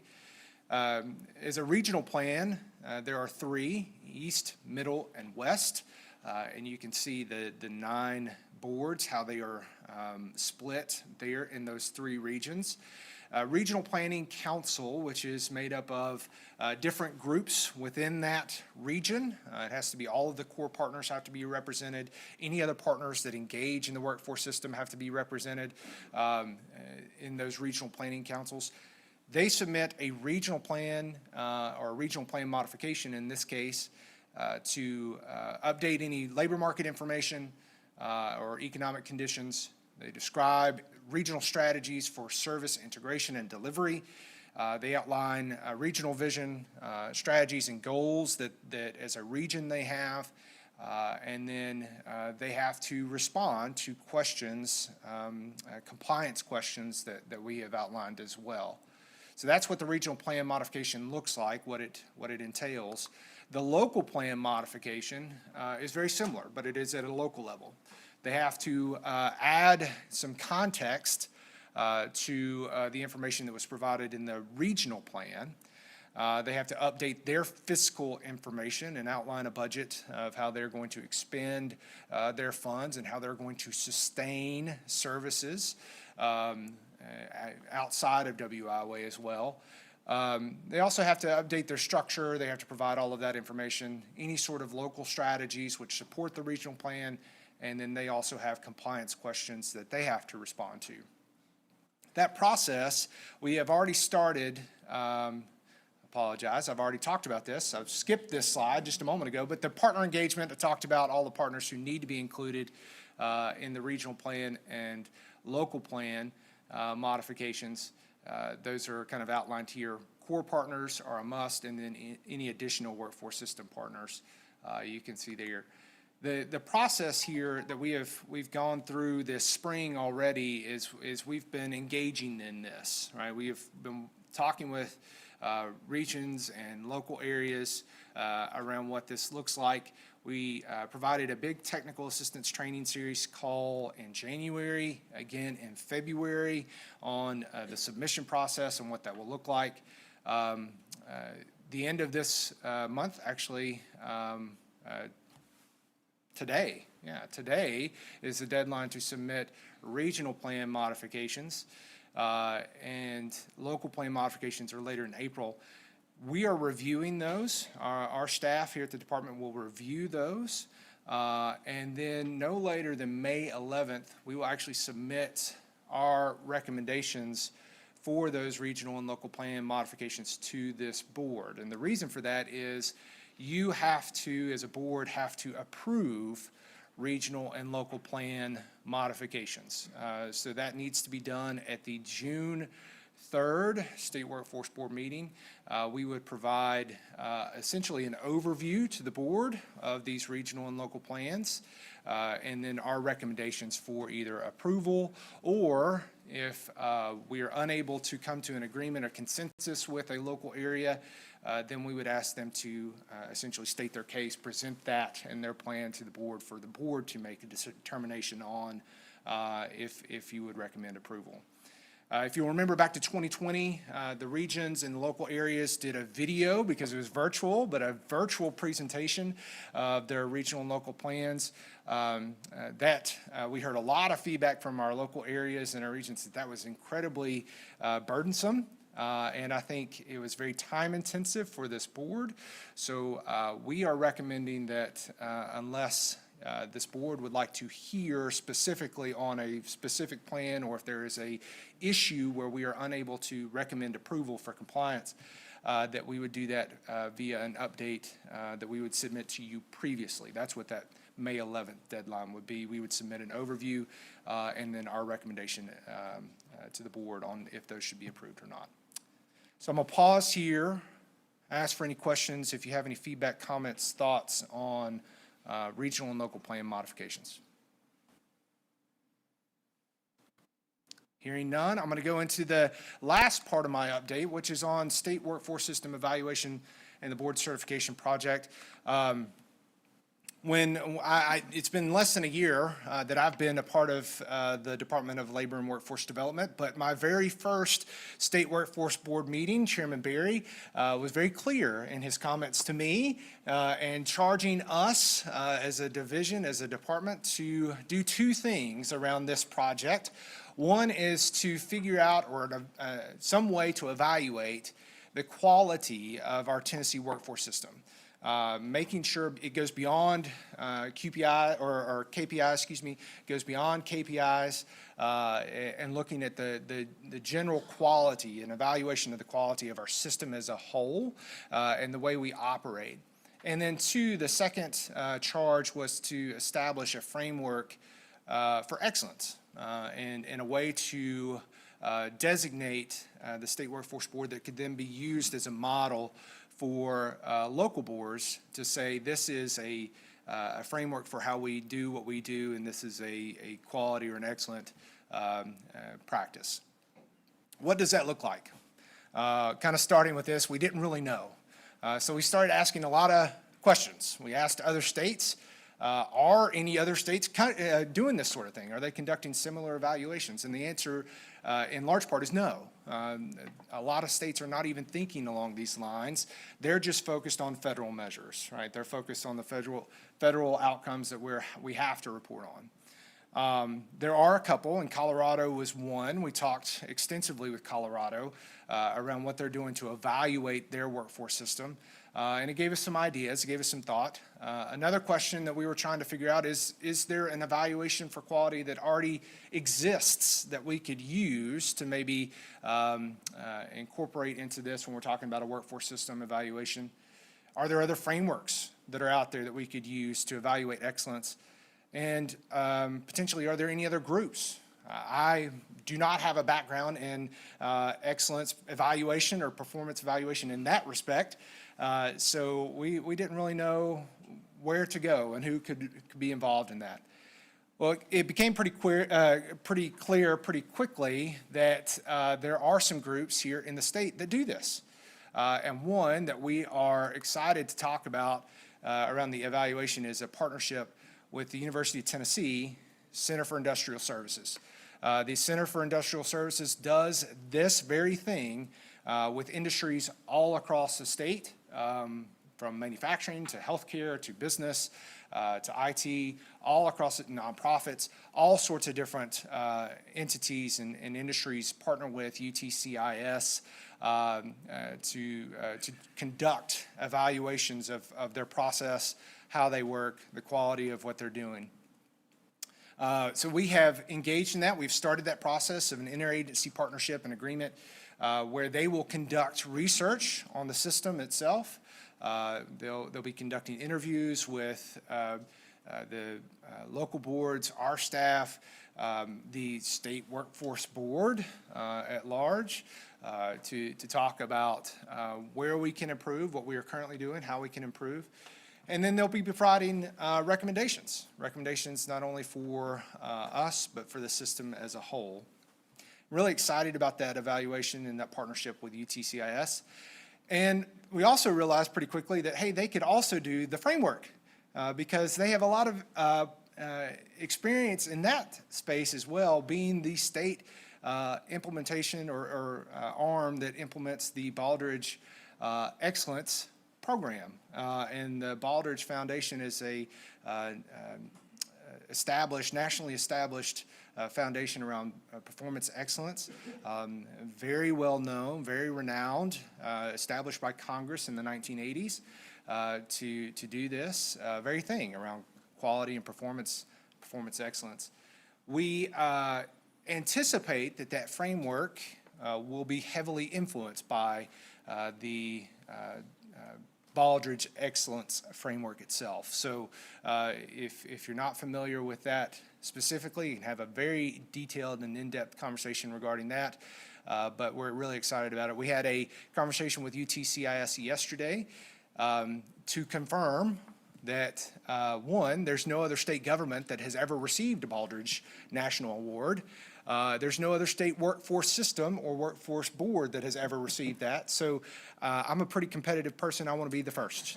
And I want us to be number one and the first to achieve that. But I'll leave that to the board to determine and if that is the direction that we want to go. But that is an update and a recommendation of where we are hoping to move. So with that, I'll pause, take any additional questions that you may have.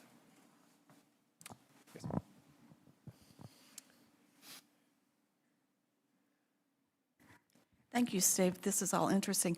How is this evaluation going to differ then from the one that we did a couple of years ago with Ernst & Young? Yeah. And I don't remember seeing any results from that. Yeah. So could Great you share question. those things? Yeah, great question. So we had that conversation. Ernst & Young conducted an evaluation a couple of years ago of the system. That was right prior to the pandemic, right? So things have obviously changed. Things have obviously shifted as a result of the pandemic. We were beginning the Office of Transformation. There were some things that we were planning to do as a result of of that evaluation conducted by EY. UTCIS will take that evaluation. We'll be using that as part of their research. We had that conversation very early on with them. They have that information already, again, to use as a foundation, if you will, for how we're going to move forward. Yeah. Other questions? Steve, not so much a question, but a comment. I appreciate your energy and welcome to your position. I have this first principle in life that says activity drives results. I think riding a bicycle across the state takes that to a new level. But I really do appreciate the novel approach to engaging with veterans in our state. I think that's really fantastic, and I appreciate you leading that. And I just find that to be fascinating and very thankful that you're doing it. Well, I appreciate that. I will say I'm not leading that effort. I'm just tagging along, but I am excited about that. I didn't talk about this when I was on that slide, but the military community is very active.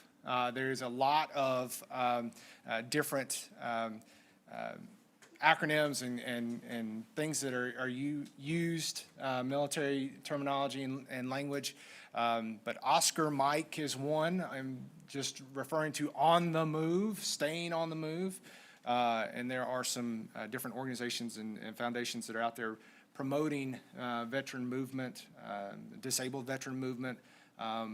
We're extending that thought around hiring veterans and what the advantages we can provide. Steve, I also want to just comment to say thank you for recognizing some of the groups that you mentioned, some of the most overlooked groups. And I won't mention them because some of you would know who I was talking about specifically, but thank you. And they certainly are deserving, and thank you. Steve, I'll say Charlie Mike from Veteran Community. So that's continuing mission. Yeah, it's awesome. So do we apply for Baldrige? Are we nominated for Baldrige? How does that work? I will defer on that one to once we get into that process and what that would look like, and what that framework will actually look like later on. I think we can share more information about that later, and if that is something that the board would like to pursue, I would recommend, or it would be my thought, that we get through the evaluation process prior to relooking at the framework. Well, as the Commissioner pointed out, we're on rare ground here in Tennessee. Good. Other comments or questions for Steve? All right. Excellent report. Appreciate all the good updates and like they said, the enthusiasm with which you bring to the role. All right. We're going to hear from Jay Baker. He's the Assistant Commissioner for Adult Education, and give us an update on alternate pathways to high school equivalency. Thank you, Chairman Barry and members of the board. Appreciate the opportunity to give you an update on the proposal that we discussed at our last board meeting in November around alternate pathways to a Tennessee high school equivalency diploma. So first, I want to just really quickly review what this is that we're talking about, because I know we've all slept a few times since then. A high school equivalency diploma is an official Tennessee secondary school credential, just like a high school diploma. It is the criteria determined by the State Board of Education for these non-traditional learners or students who dropped out of regular high school. It allows entry into post-secondary training, jobs, promotions, everything a regular high school diploma does. It is the gateway to everything else. And for context, about 450,000 Tennesseans lack a high school diploma or its equivalent. And a callback to labor force participation rate, just a fun number for you, about 50% of this population is not in the labor force. That's a really big number. About 225,000 is the opportunity here to engage. So the current pathway we have to get this diploma is quite narrow. We have the HiSET exam as the one and only way to earn this high school equivalency diploma, which leads to relatively few graduates. So having this high stakes multiple choice test as the only option is somewhat prohibitive, and I went through some of those reasons more extensively last time. We can broaden the workforce pipeline if we can create alternate pathways, additional pathways for getting this diploma. So what does that look like? Still the HiSET is still a great option as we have the infrastructure in place. We're proposing that a TCAT diploma certificate would automatically allow someone receipt of the diploma, and a custom pathway where they can do a combination of options showing competency in math, reading, writing, science, and social studies, which will hopefully garner a much larger population of folks who are graduating with that diploma, much more folks going into this pipeline for continued education, training, and ultimately employment. So that's, in a nutshell, what we discussed a few months ago. Some revisions that we have made since then, and you may have already caught that I mentioned science and social studies up there. We removed work readiness and added science and social studies. We took feedback from this board from that meeting in November, as well as other stakeholder conversations that we've had, and as promised, wanted to update you on any revisions. In order to be more aligned with the K-12 requirements and to address questions of rigor, we made this change to make sure that science and social studies is still accounted for. Now, work readiness, of course, is still near and dear to all of us. It's super critical, but it's less objectively measured. And there was just a lot of kind of lingering questions about how exactly we would go about doing that. So, of course, we will still focus on work readiness. We're talking about digital literacy, soft skills, general employability skills with our adult learner population. Those are absolutely still critical and integral in our adult ed programming. However, we have removed that from a requirement for getting the diploma as one of those alternate options. And again, added back in science and social studies. So part of the materials you were sent in advance by Ms. Eiler included an updated checklist, a draft of what this looks like in a nutshell. So we've got the first two options: pass the HiSET, attain a TCAT diploma or program certificate, and then if the combination option is used, check one of the boxes in math, using a variety of assessments, whether it's TABE, ACT work keys, or still the HiSET. Similar with reading, similar with writing, and then again, we've added science and social studies, which currently the only way to demonstrate competency in that, in those two subjects, is the HiSET exam. So we haven't completely eliminated HiSET as an option, and again, it's a great option, and so it's not a negative. And hopefully, down the road, we will get additional options for the science competency and for the social studies competency. Progress, next steps, rather. We still would need to have further conversation and endorsement from the Department of Education, hopefully in the ensuing months. And then ultimately, again, it's the State Board of Education that determines the final criteria and codifies it in their rules. And we're hoping to maybe see a rule change from them sometime summer or fall. There's still a lot of to be determined in there. But if all goes well, we'd love to see an official implementation in the new year of 2023. We will continue to seek feedback and make any updates and revisions known to this body. And once again, my contact info if you would like to have a further conversation. That is the update. I would be happy to take any questions. Very quickly to Jay. So I was wondering how Jay would say this because he's waiting on me for several things is the reason. You did very well, Jay. I was a little nervous. I'm going to just confess. Confession's good for the soul, unless it's really bad and you should keep it to yourself. So this is not the end, it's the beginning. So we'll make a step and keep it as simple as we can so that we can make another step. And also, if you'll notice, what Jay talked about is we have the infrastructure to do this already. You don't have to build out infrastructure. You have statewide infrastructure to do this, so we can make it easier. Then we can, acclimate people to it, and then maybe we'll be able to make another couple of steps after that. But it's a really good first step. And again, you've got half of those 400 some odd thousand folks they don't have a shot besides a high stakes bubbling test. It doesn't make a lot of sense for them or for the state for that to be the only way. So trying to figure out a few other ways to make that happen.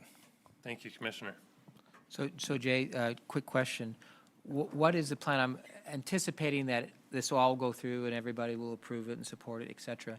What is the plan of then getting this new way of obtaining the diploma out to these individuals? Have we thought about that process yet?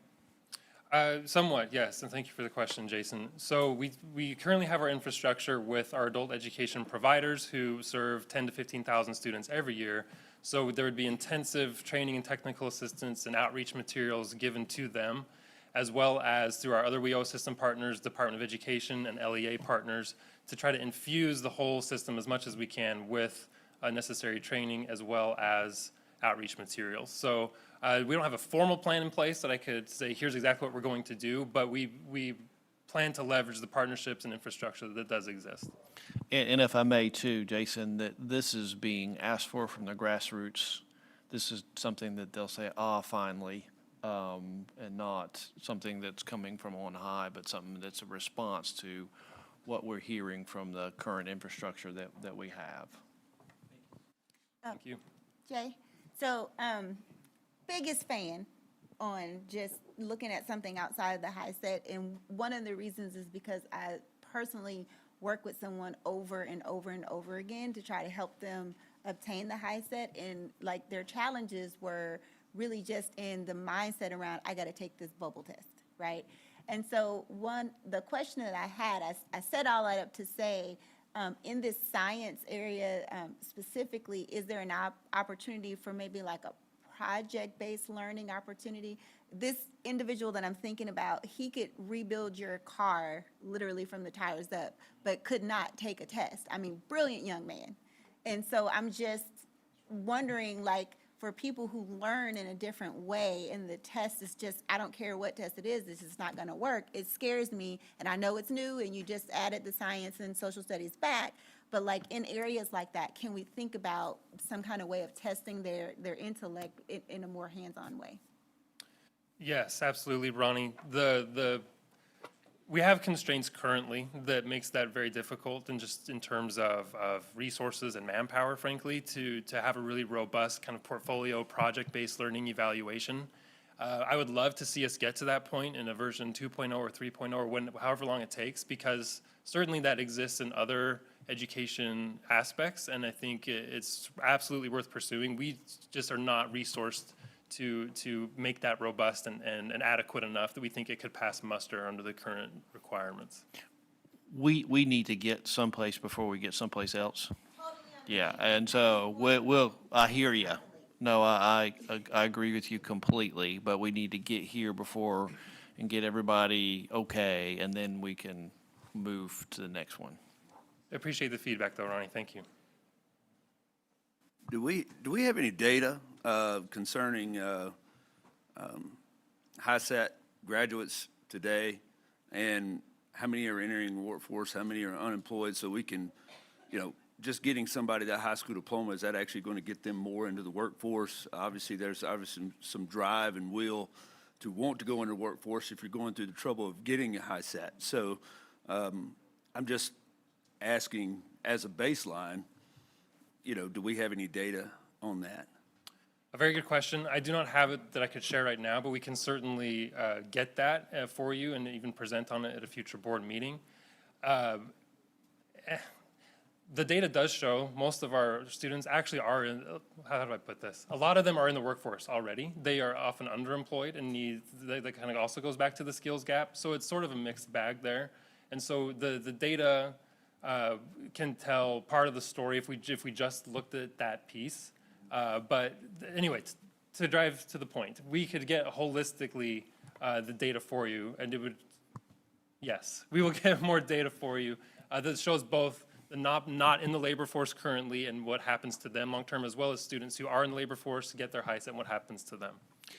And so these are not discrete things. So going back to apprenticeship programs, they may be able to pick up all this stuff beyond the HICE in an apprenticeship program. So they may be doing two birds with one stone as they move through, and having a mentor relationship there at the same time, a journeyman walking through with their related technical instruction. So it goes together.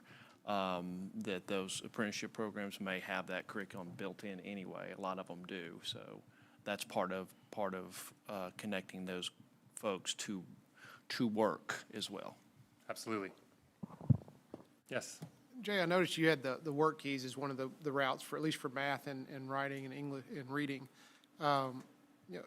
There's obviously employer familiarity with work keys. There's AJC familiarity with work keys. The science and the social studies, I'm sure Department of Education has a heavy weight on that, but from an employer standpoint, if you could bring candidates with a silver work keys, you've qualified the diploma discussion at the employer level. And so I think, if that's the route you're going, reintroducing the funding to get that delivered at the AJC level would be a pretty quick step to providing quality jobs to those candidates. Please. No, agreed. And again, this is the first step in navigating what we think we need to navigate. But and that's why the work keys is in there, because it's, you have industry recognized credentials, some are, but the most industry recognized credential is a high school diploma. But work keys is certainly up there as well. So that's the reason to have that in there. Thanks for the feedback, Ben. Good discussion, good questions. Thank you, Jay. Great report. Appreciate the update. Do you see anything to set you off track before January 23? You still in good shape? Yes. Yeah. Answer honestly, Jay. Feeling good about it or not? There are certainly possibilities of barriers that we have not foreseen. We're trying to be optimistic, but there are certainly big conversations that still need to happen with education, the state board of education in particular. All right, give us a, I'm not holding you to this, give us a weatherman forecast on probability of getting that done by January 1st. 70%, 50%? Somewhere between 50 and 70% sounds about right. Okay. Chairman, thank you. Thank you. Unless the commissioner would like to. That's not on. Look at his crystal ball. Okay. With Jay Baker, it's 90%. All right. No pressure.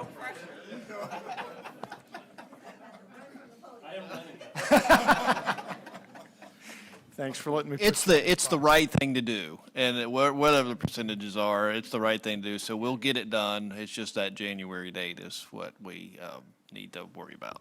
Yeah. Well, I'm glad we have it there to hold us accountable to try to, not procrastinate. So that's good. All right. We're going to hear from Christy Bennett and she's going to give us an update on Blue Oval City.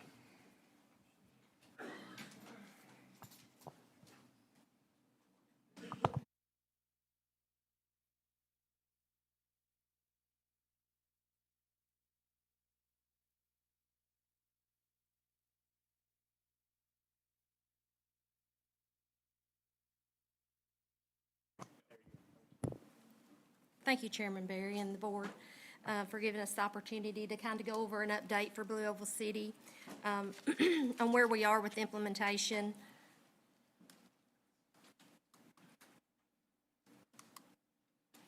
I think we all know that Blue Oval City's investment is going to be a monumental game changer for Tennessee. So this marks generational change for our state, and we're super excited about this opportunity and this project.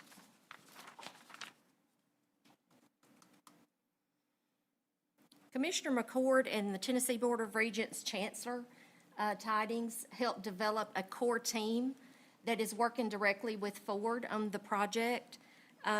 Also, Deputy Thomas is the project advisor, and I certainly want to appreciate Commissioner McCord, Chancellor Tidings, and Denise for your guidance. That has been phenomenal. This core team is building bridges and breaking down barriers that I've never witnessed. So these are exciting times for our state.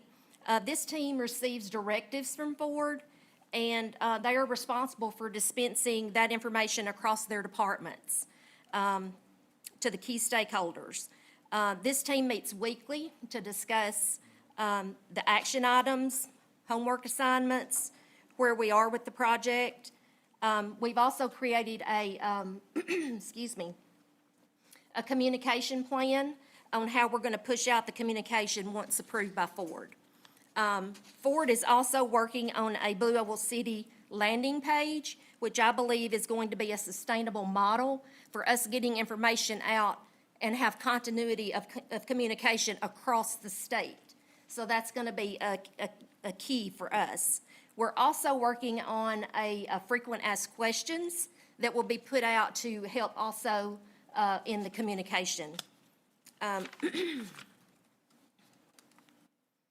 This slide is just a high-level overview of each department's responsibilities. The presentation should be in your packet, so I'm not going to go over all of these. If it is not in your packet, I'll be happy to send that to you. It is? Okay, thank you. Next, Ford came down in early February to the Smyrna training campus facility, and we were able to meet with them and just kind of go over the state governance, also agency communication plans, training plans, pathways, curriculum, and skills, and we had lots of breakout sessions.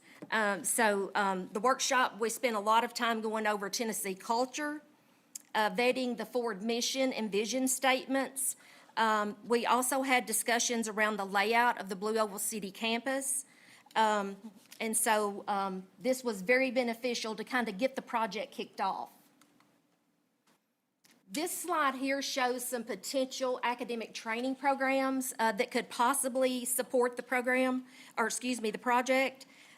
We don't have all of the final details from Ford yet until we get all the homework assignments back, but this is just a preliminary.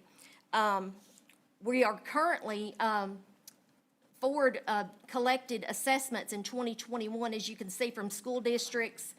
We did CTE programs, chambers of commerce, American Job Centers, and the local workforce development areas.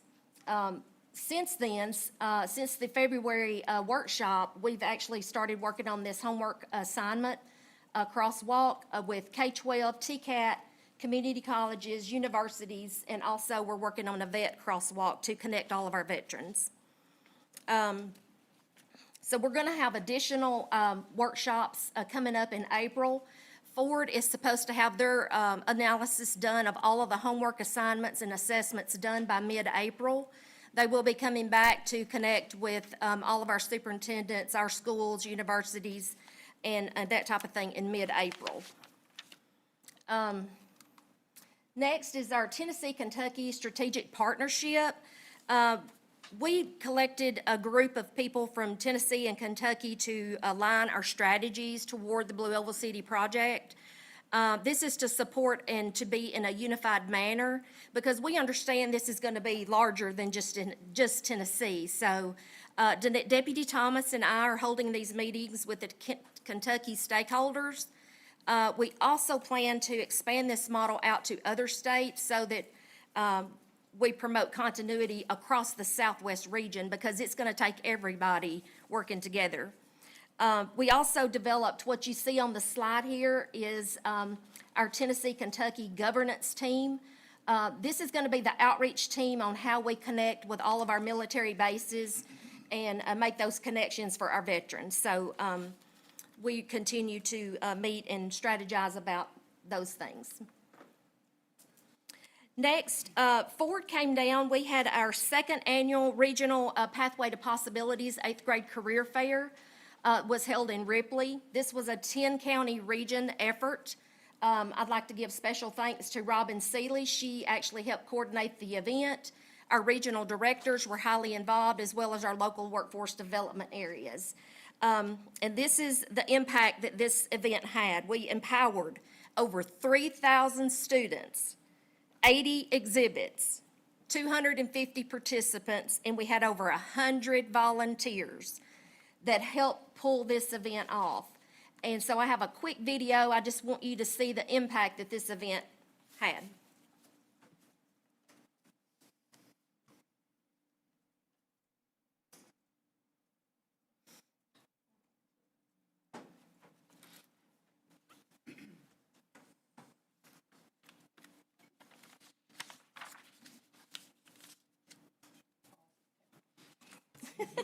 Pause.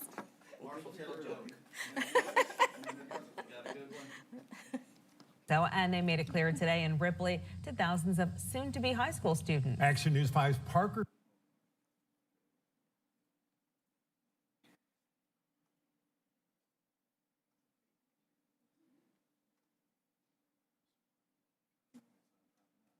Okay, we should dream about our vacation. Yeah.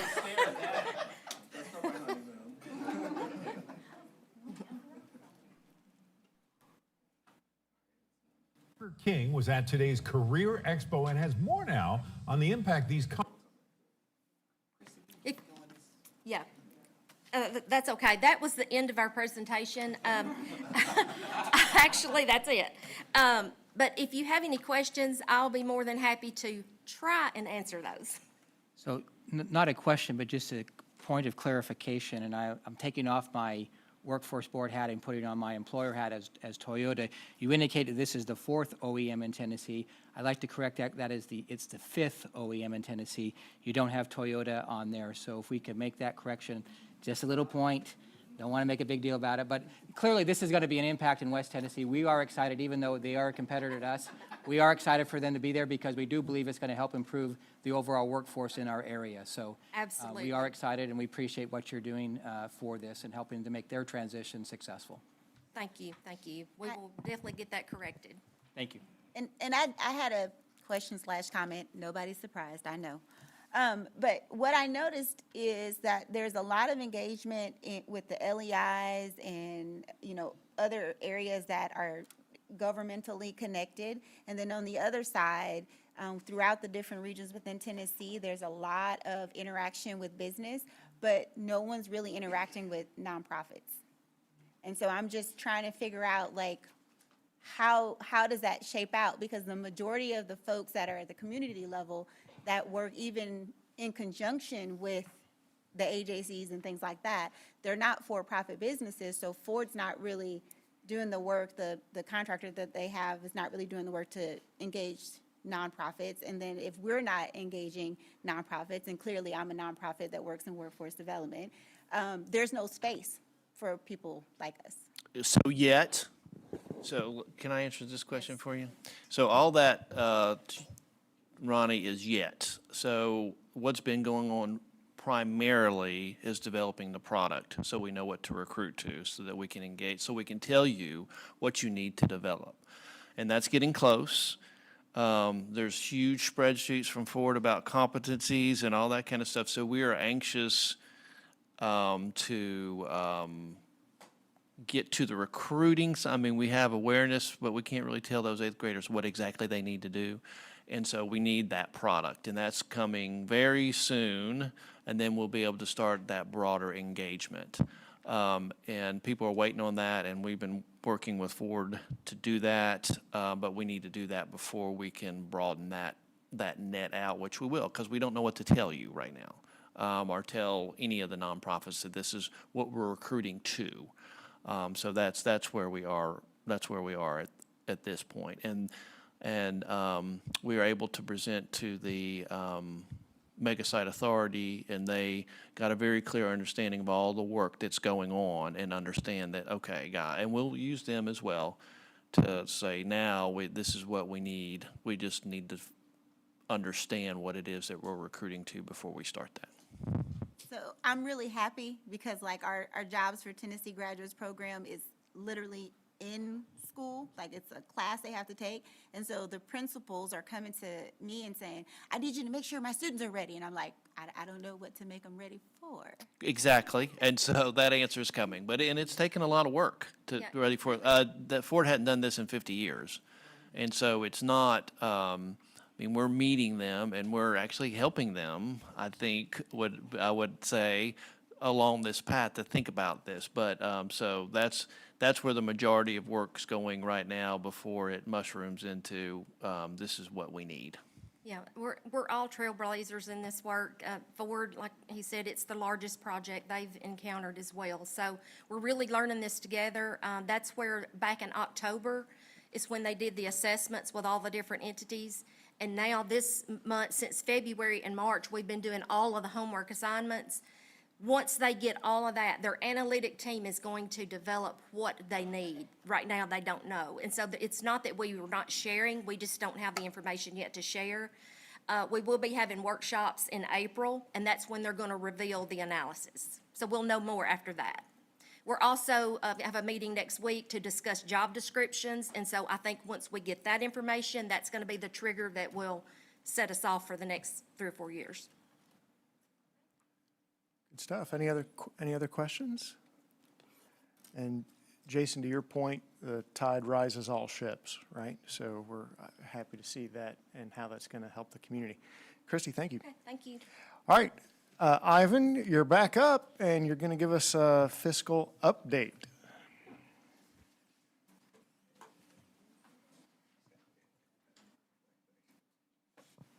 Always good to see you. Welcome. So, good morning, everyone.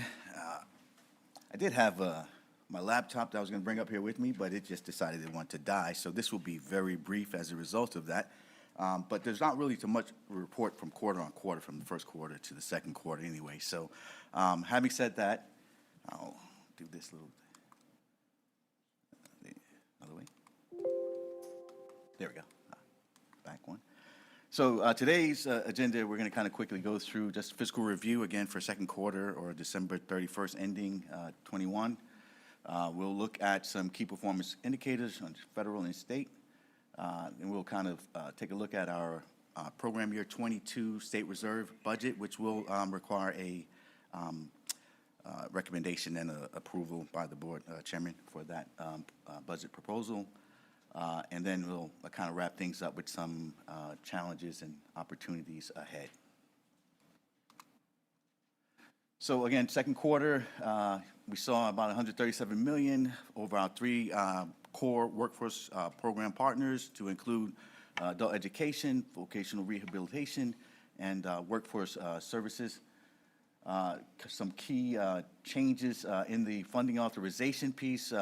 Again, we talked about discretionary income. We'll talk a little bit more about that. But our discretionary number for for workforce services went down about, we had two deals that were about 25 million in total, and you'll see the difference in that. And as well as we've added vocational rehabilitation and I'm going to call it, say VR, so that we could just move that along. But VR, the way they report their numbers is their authorized funding is based on the amount of drawdowns in that period. So you'll see that their authorized funding will equate to what their expenditures are for that period. That's why you see 31 and 31 here. Overall expenditures of about 72 million. And then we talked about the period that this was covering. There we go. So looking at it by partner, I kind of talked about the discretionary funding dipping down from 24.6 to about 4 million. So that was significant for workforce services programs. Looking at the expenditures overall, you'll see that our expenditures are kind of tracking downward. Usually this number is about 1/3 to 2/3, where we see program administration being about 1/3 of the cost, and money that we put out to our local boards being 2/3, so should be more closer to 30 million. But we do have grants, our grant system, our reimbursements are kind of being done outside of the system right now, and so our reports that are generated have kind of been delayed as a result of that. So we expect that this number will ramp up in the third quarter as we onboard that grants management system. But overall, you see a 91 million in authorized funding versus 34 million in expenditures.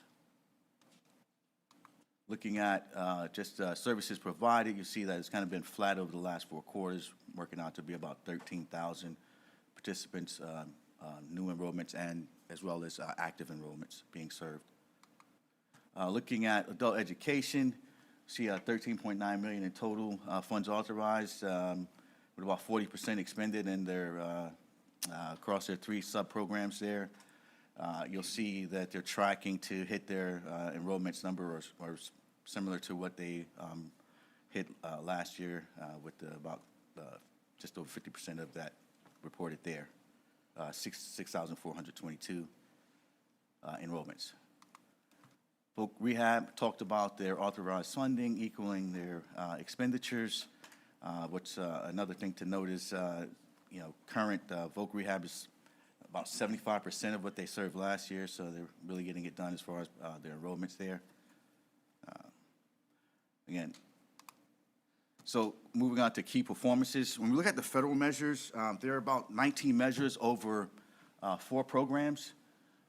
You'll see there that the feds say that we have to hit a 90% threshold to be passing those measures, so you'll see we're failing a couple of those measures are not hitting that 90% threshold.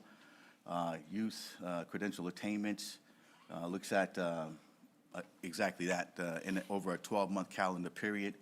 And then Wagner-Pfizer looks at entered employment rate over a 6-month period for in the same year. They're both in the same year of 2020, which we know is kind of when the first year of the pandemic. And so, doors were closed, institutions were closed, and things of that nature. And so that's why you have those 2 failing measures in the federal. Looking at the state, there are 14 KPIs across those 3 partner programs that I mentioned earlier. And what we see is as far as enrollments, they're hitting about 80% of that number. When you look at those at 80% or more, 8 of those 14 are at 80% or more, 3 are 50% or more, 2 are tracking just below, and there's 1 that's not there that's percentage-based, looks at co-enrollments, and it looks at what that number is, 100% of co-enrollments for our trade activity, and that's kind of below target as well. So if there are no questions on the authorized funding and expenditures / enrollments, we'll go to the proposed PY22 state reserve budget. So talking about where the money comes from, we have about 13.2 million in carryover from those respective programs, with about 8.4 million in estimated funding to be received started July 1st. To put that in perspective, that number is down from last year when we had about $11 million that we were looking at putting into that pot from that. And so we take out the what it costs to run the programs, less administrations. So we're looking at a proposed budget of about $18.3 million to be spread out over these activities. Governor's priorities represent about 30% of that bucket. Governor's priorities being reentry, we talked about that today. putting funding out to rural counties, career and technical education programs, and the like. And then economic development, we kind of talked about some of that with Blue Oval and supporting other ECD activities as well. Also, in that governor's priorities or economic development, we're looking at providing incentive fundings to local boards around innovative type demonstration projects, as well as other support to local boards. Programmatic evaluation, we kind of talked about that a little bit with the UTCIS thing that's going on, put that at $1 million. Program monitoring and oversight, 1.3. Systems administration and maintenance, that's primarily our case management system and the grants management system as well at 3.8 for a balanced budget of what you see in front of you. So if there are no questions, Chairman, I'll hand it over to you on the proposal. Any questions for Ivan? I'll try to keep it brief, but we look at this stuff in context a lot of times, quarter over quarter, year over year, and it's very hard to track that because of the pandemic to know, like, what does it mean? Is there a way to look at this like Tennessee versus the rest of the country? I mean, do we have these kind of metrics? It'd be interesting to me to see, like, if we're below our number, is everybody below their number, or we're goaling to be the best, so I just kind of wonder how we track in that context. Absolutely. For the federal measures, we could. For the state, there's kind of specific to the state, but absolutely we could do that for the federal measures, if that were your. It'd be interesting to see that. Sure, absolutely. Okay, good. That's good insight, Marshall. Other questions? Ivan, anything else? We're gonna. Yep. I have a So, slide after that, sorry. yep, let's go. Go to the next slide. Yeah. Great. And then lastly, challenges and opportunities. We continue to see low or flat enrollments. We kind of talked about that during the presentation. I talked earlier about the funding declination in our Title I programs of just about 9.2% or $4.4 million. Thing that's getting louder and chatter is FTE churn, not just from our sister agencies, but our local boards about losing people, either to the private sector or folks not wanting to return to a job inside, working more digitally. Then looking at opportunities, we see, since we've had our virtual American Job Center in effect for about 5 quarters, and we've seen almost 32 visitors, which is a plus, a nice number there. Talking about workforce alignment, looking at FTEs, really trying to set up the division so that we have the positions needed to really serve our customer base. We see the same thing with our Voc Rehab partners. They've added new positions in Voc Rehabilitation, Voc VR as well. Policy and guidance, really looking at policy not just to support compliance, but to help drive performance. So seeing how we can give our policy a little more teeth in that regard. And then systems upgrades is an ongoing process for us. We still have some fragmentation there, and how can we better connect the data so that we can make more informed data-driven decisions. We had some robust conversations in the oversight meeting around a couple options, Tableau and some other options to help package the data and report the data out to improve decision-making. And then performance and incentives, talked a little bit about that, but really focusing on investing in our people, helping them to traverse this transition towards virtual services, looking at opportunities to increase services through innovative type programs. We have a local board proposing to use some kiosks, which help us to provide services to meet people where they are. And then how do we continue to promote best practices? Again, in our local areas, we're a couple of boards uniting to consolidate their fiscal agent role, which is really moving the system towards regional alignment, which we also want to promote and push. And then those are just a couple of things about things to come ahead. So, and I think that's where we are. Just one thought on performance incentive funding and bringing in technology and things like kiosks. Broadband dollars are falling out of the sky, but the production system can't get the fiber out fast enough.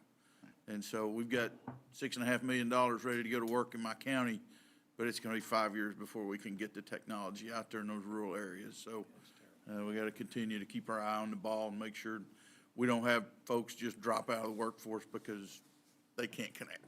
Yes, yes, sir. That's a great point. Mayor Horton, thank you. Ivan, I think something that, at least from a local area standpoint, that we're obviously, those that are on local workforce boards are really cognizant of, is there is a funding decline. At the same time, we've got wage inflation, a lot of other things happening, so our costs are going up significantly. And so I just encourage the state board to be cognizant of that as we go into this next year, is that we're asking the same groups to keep doing as much or more, and then, at the same time, making it less cost-effective to actually make that happen. And so it makes for a pretty tough environment out there to retain and recruit the best possible people in that formula setup. Absolutely. That's a great point. And it also ties to what Deputy Thomas was talking about earlier as far as allocation or antiquated allocations. So, absolutely.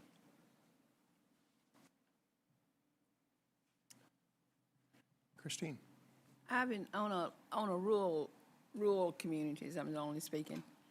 Is there sufficient monies for marketing the American Job Centers and the services that are available? Because there seems to be lack of marketing in that area, those areas, which would cause low enrollments. I think that's a great question. Outreach continues to be something that we work to improve, but I think there's some other things that kind of go into that as well. To answer your question, yes, there are dollars, whether it's the formula dollars that the local areas receive, or they could also request additional dollars towards efforts like that. However, I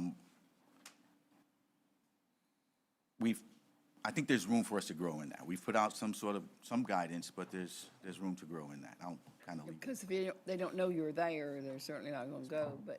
But the same would be true across the state. You wouldn't have to reinvent that same sign in every county. I mean, the same one would work everywhere to save dollars. And I just wondered if the dollars are there to do that marketing, because it does appear to be, as you go in those areas, that the signs and the lack of knowledge that they're there is.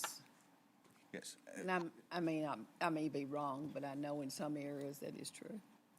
I think some of it also ties to the type of outreach. So Ivan, you are right now going right down the path of what I was going to say, and echoing what Christine just brought up in regards to the marketing and people knowing where you are and the flexibility in being able to be innovative in that marketing.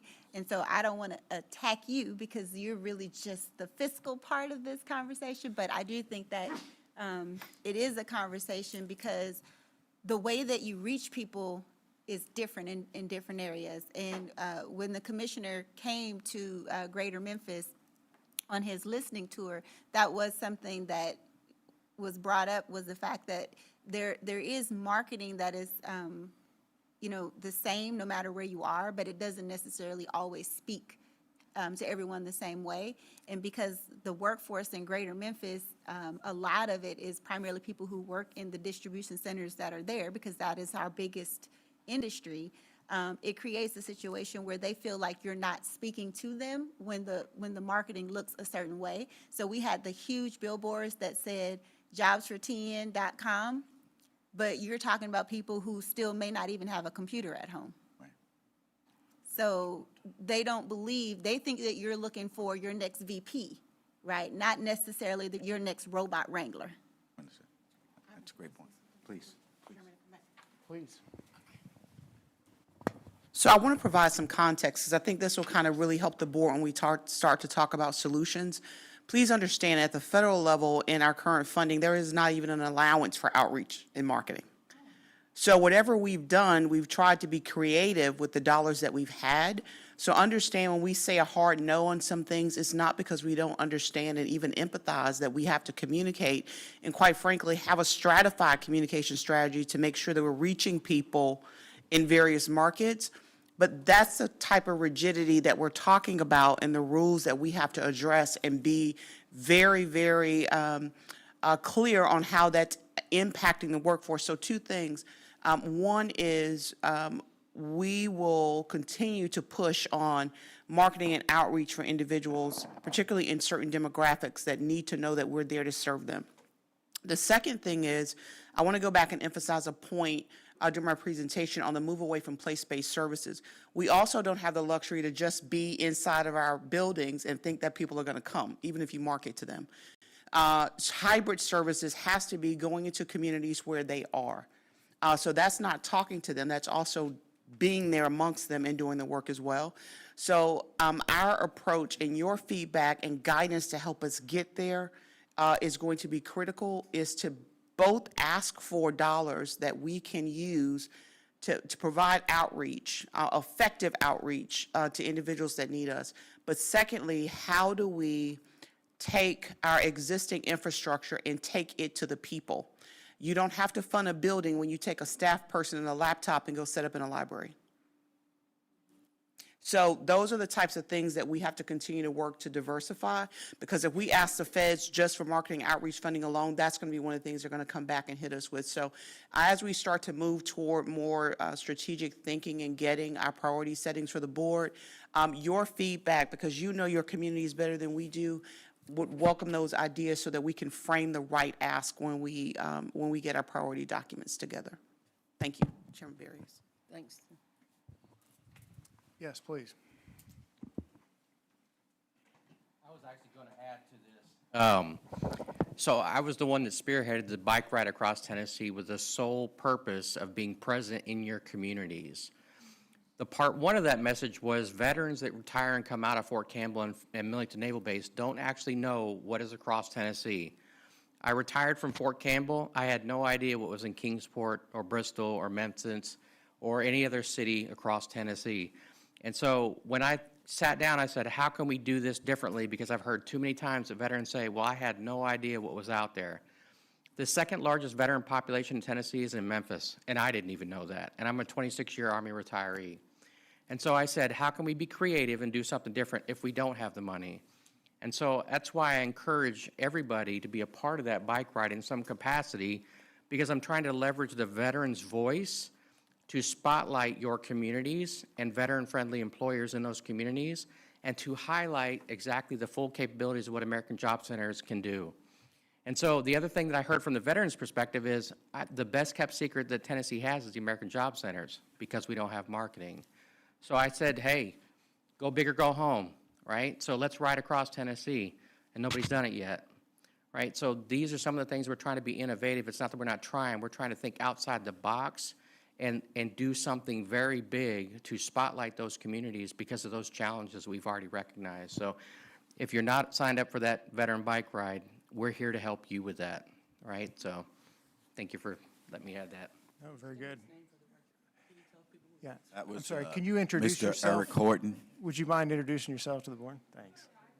Yes, sir. So I'm Eric Horton, the Director of Veteran Services, and recently been promoted to the Assistant Administrator for Business Solutions. So still the same role, just on a little bit of a bigger impact. And again, it's here to help you guys. So Just a quick question, going back to the ride across Tennessee. Is there a schedule of when they'll be traveling across the state and when they'll be in our local communities so that we have an idea and we can kind of be there maybe to talk to them about jobs and opportunities? yeah, absolutely. So on the initial slide that Assistant Commissioner Steve Plale had actually pushed up actually has that actually has, we kick it off on Monday, and every day it starts at 8 in the morning, and roughly there's one ride in there. It's going to be a little longer than normal, but every day is we're going to be in an area along the path until we get to Kingsport, and it has the schedule and the time of arrival. Almost every day is going to be right around noon.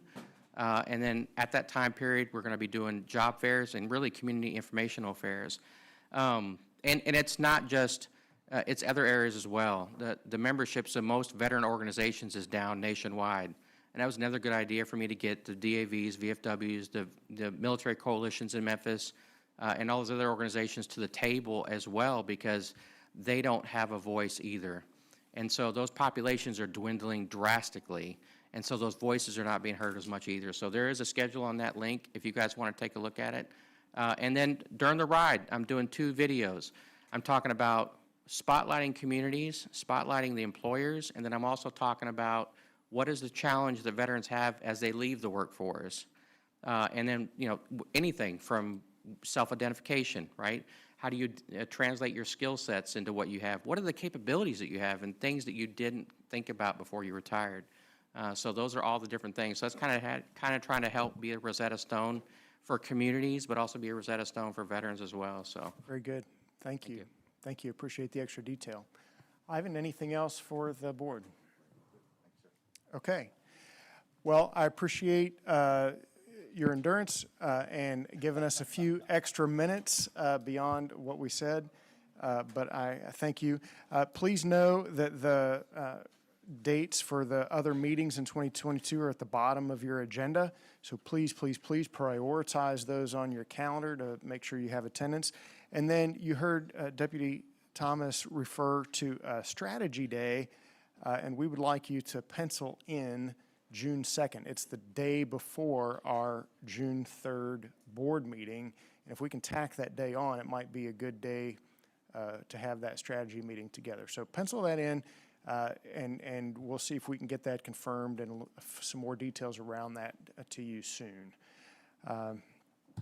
Commissioner, any other comments? Okay. Do I have a motion to adjourn the meeting? From Ronnie, a second. Second from J. Paul. Any discussion? No. Okay. All in favor, we'll call this meeting adjourned. Thank you.